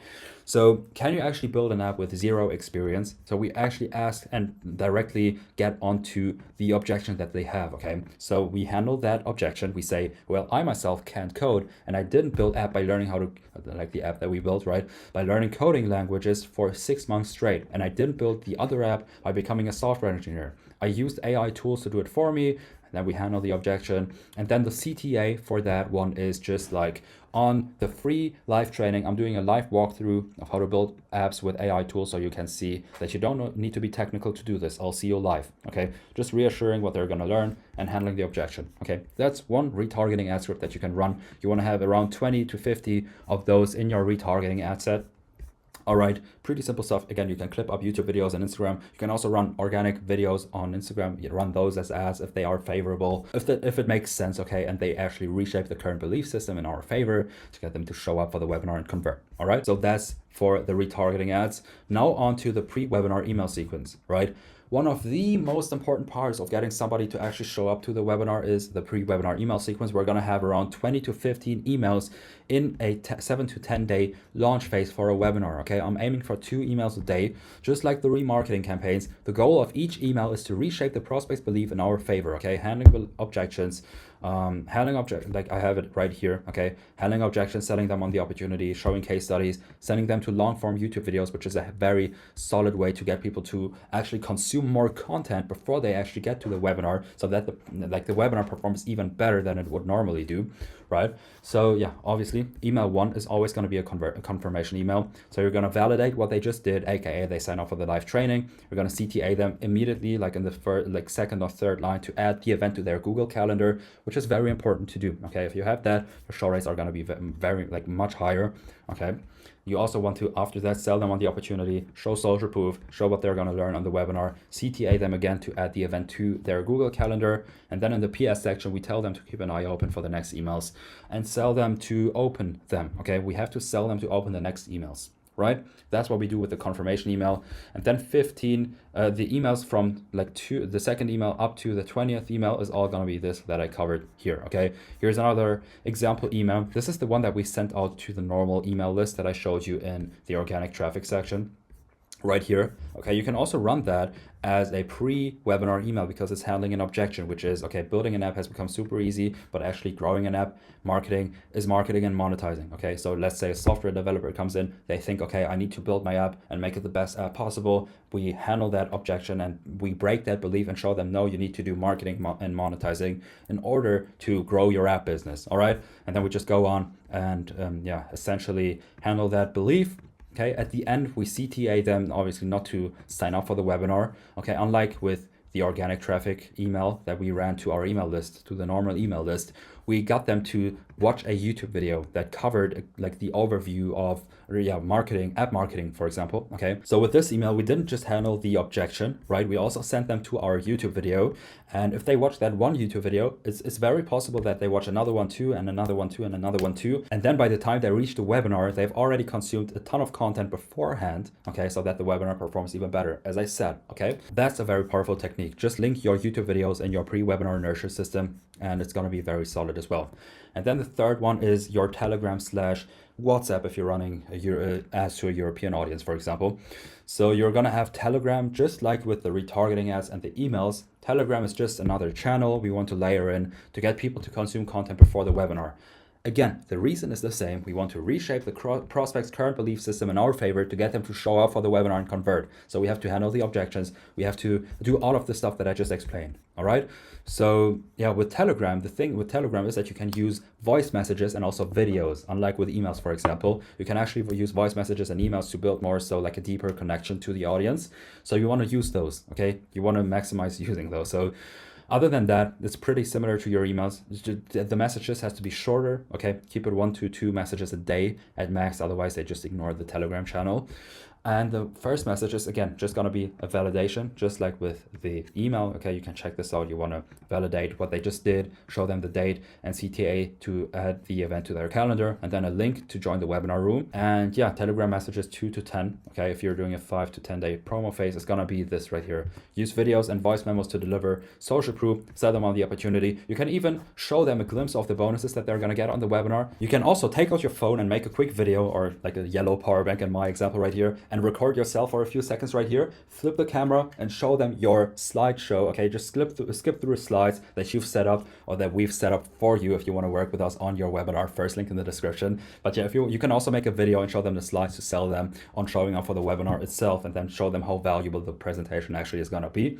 And that's what you can do on Telegram. All right, so now we've covered the retargeting ads, we've covered the email sequences pre-webinar. The last, we also covered the Telegram. Now the last thing is the SMS sequence. Don't overdo this, okay? Please do not overdo this. If you overdo it, people are just gonna unsubscribe from your SMS list, okay? People like to do that, as you know. I like to unsubscribe. I don't like to get bombarded in my SMS, neither do you. So don't overdo this.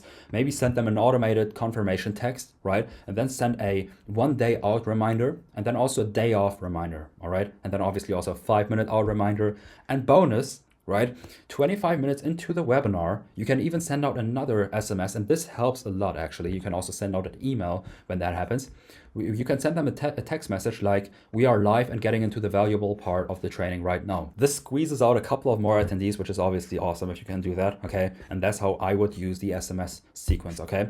So you can use simple texting for that in the text stack that I showed you earlier, right here. Okay, so yeah, that's essentially the pre-webinar nurture. All right, so now you know how to financially model out the webinar, how to script out the entire webinar presentation, how to run traffic to your funnel pages that we covered through meta ads and also organic traffic. You also know how to nurture them before the webinar happens so that they actually show up and close. Okay, also show up pre-framed so that the pitch performs better.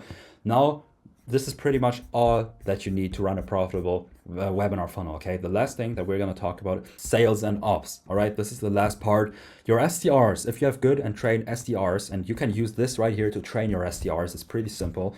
Your sellers are gonna be able to like squeeze out the last few percentages out of your webinar, okay, and get more calls booked. For example, if you're running a high ticket funnel, just be aware that your sellers have to be ready to dial the leads immediately, okay? Immediately after the webinar, right? You're gonna know who showed up for the webinar and who didn't if you have this setup right here that I'm gonna cover in a sec right here. But yeah, you can just use this, send this to your sellers, okay, and tell them to watch this if you want your sellers to be trained on running your webinar.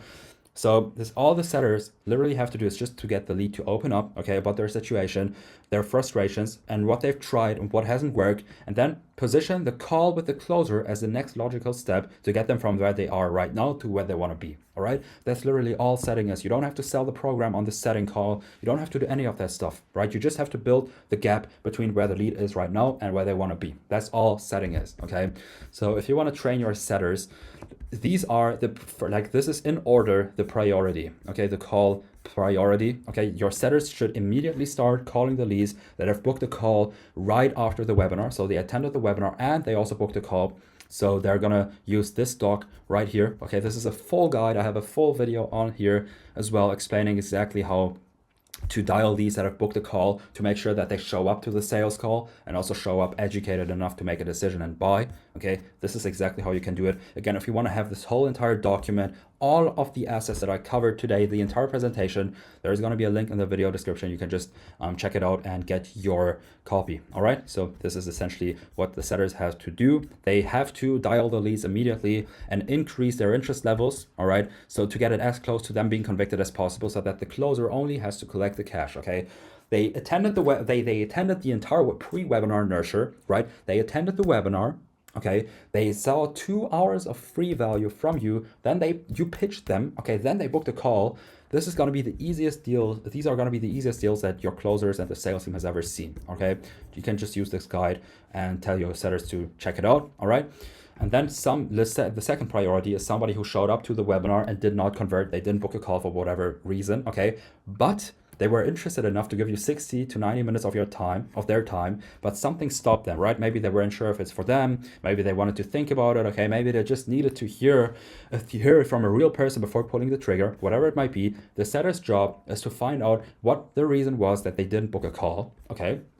So they're going to say, hey, I saw you attended the live training earlier today. What made you sign up for that in the first place? You just, again, want to let them talk, okay? You want them to open up about their situation, explain their situation, and then the setter is going to build the gap between where they are right now and then position the call with the closer as the logical next step to get to where they want to be, okay? That's all the setter has to do. So you let them talk, you dig into what's actually holding them back. 9 times out of 10, it's going to be one of these 3 things right here, which is they don't fully believe it'll work specifically for them. They're nervous about the money, or they've been burned before and don't trust the process. Okay, this is what your setter has to be prepared for, right?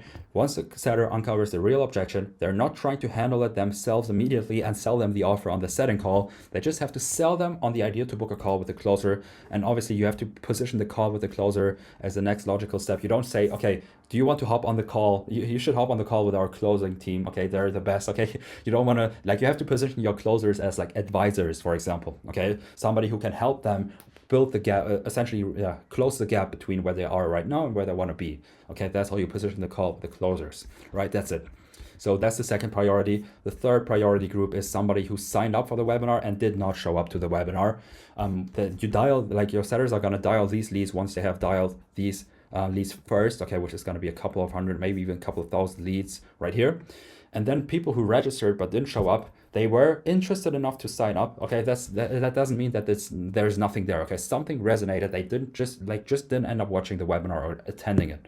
Maybe they had, I don't know, maybe they just forgot about it, or maybe they had a dinner at that night, whatever it might be. Okay, they just didn't attend, but they showed early interest. All right. The setter's job is to reach out and genuinely try to help them with whatever they sign up for. So for example, hey, I saw you sign up for the training but couldn't make it. What made you sign up? Okay, again, you let them talk. They are going to explain what their situation is and why they signed up. Okay, and whatever they say is the reason they're a lead, okay? So from there, the setter has to dig deeper into their situation, what they've been thinking about, okay, what's holding them back, where they want to be. And once the setter has their pain and their dream outcome, position the call with the closer as the bridge to get to that, okay? Do not write off no-shows. If your setters actually reach out to all of these people right here, you're going to get a good amount of more calls booked from your webinar funnel, and it's going to be even more profitable. Okay, so this is what you can do there. How are you going to set up your closed CRM for your setters to have it very easy? Just have a group of signups right here, okay, and then a webinar, also track who showed up for the webinar and put them into a separate pipeline right here, or a pipeline stage, and then also obviously people who have booked a call, right? Or partial submissions if you're running Typeform funnels, for example. If you're sending the Typeform into the chat on the webinar, which I would recommend, you can also have a partial submit pipeline stage right here, which we have in another pipeline. But yeah, basically you're going to have the signups, the webinar shows, the partial submits, and then also the book calls. They're going to start by dialing these, and then these, and then these, and then these. Okay, as I just said right here. And that's it. Okay, this is the full entire webinar funnel. Okay, we covered everything. You know the financial model and the KPIs you should hit with your webinars, and also bottleneck analysis. You know exactly what tech stack you need. You know exactly how to script out an entire webinar presentation, A to Z. All right, you also know how to run meta ads for your webinar. You know how to use your organic traffic from YouTube, Instagram, and the email list to drive signups. You know how the funnel pages should be set up. You know the entire funnel, okay? You also know how to nurture them pre-webinar to get them to show up and close. You also know how to set up the sales and operations, okay, so that the sales team squeezes out even more conversions, okay? You know the entire thing. So this was the entire free course. Again, if you want us to run your entire webinar funnel done for you from A to Z, from setting up the entire funnel to giving you all the scripts that you need, you just have to record a few videos. That's it, short videos.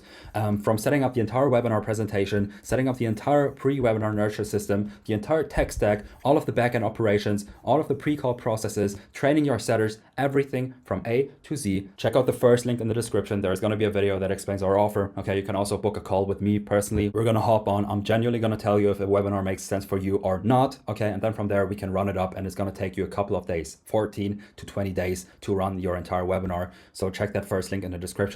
But that's it. Hope you enjoyed it.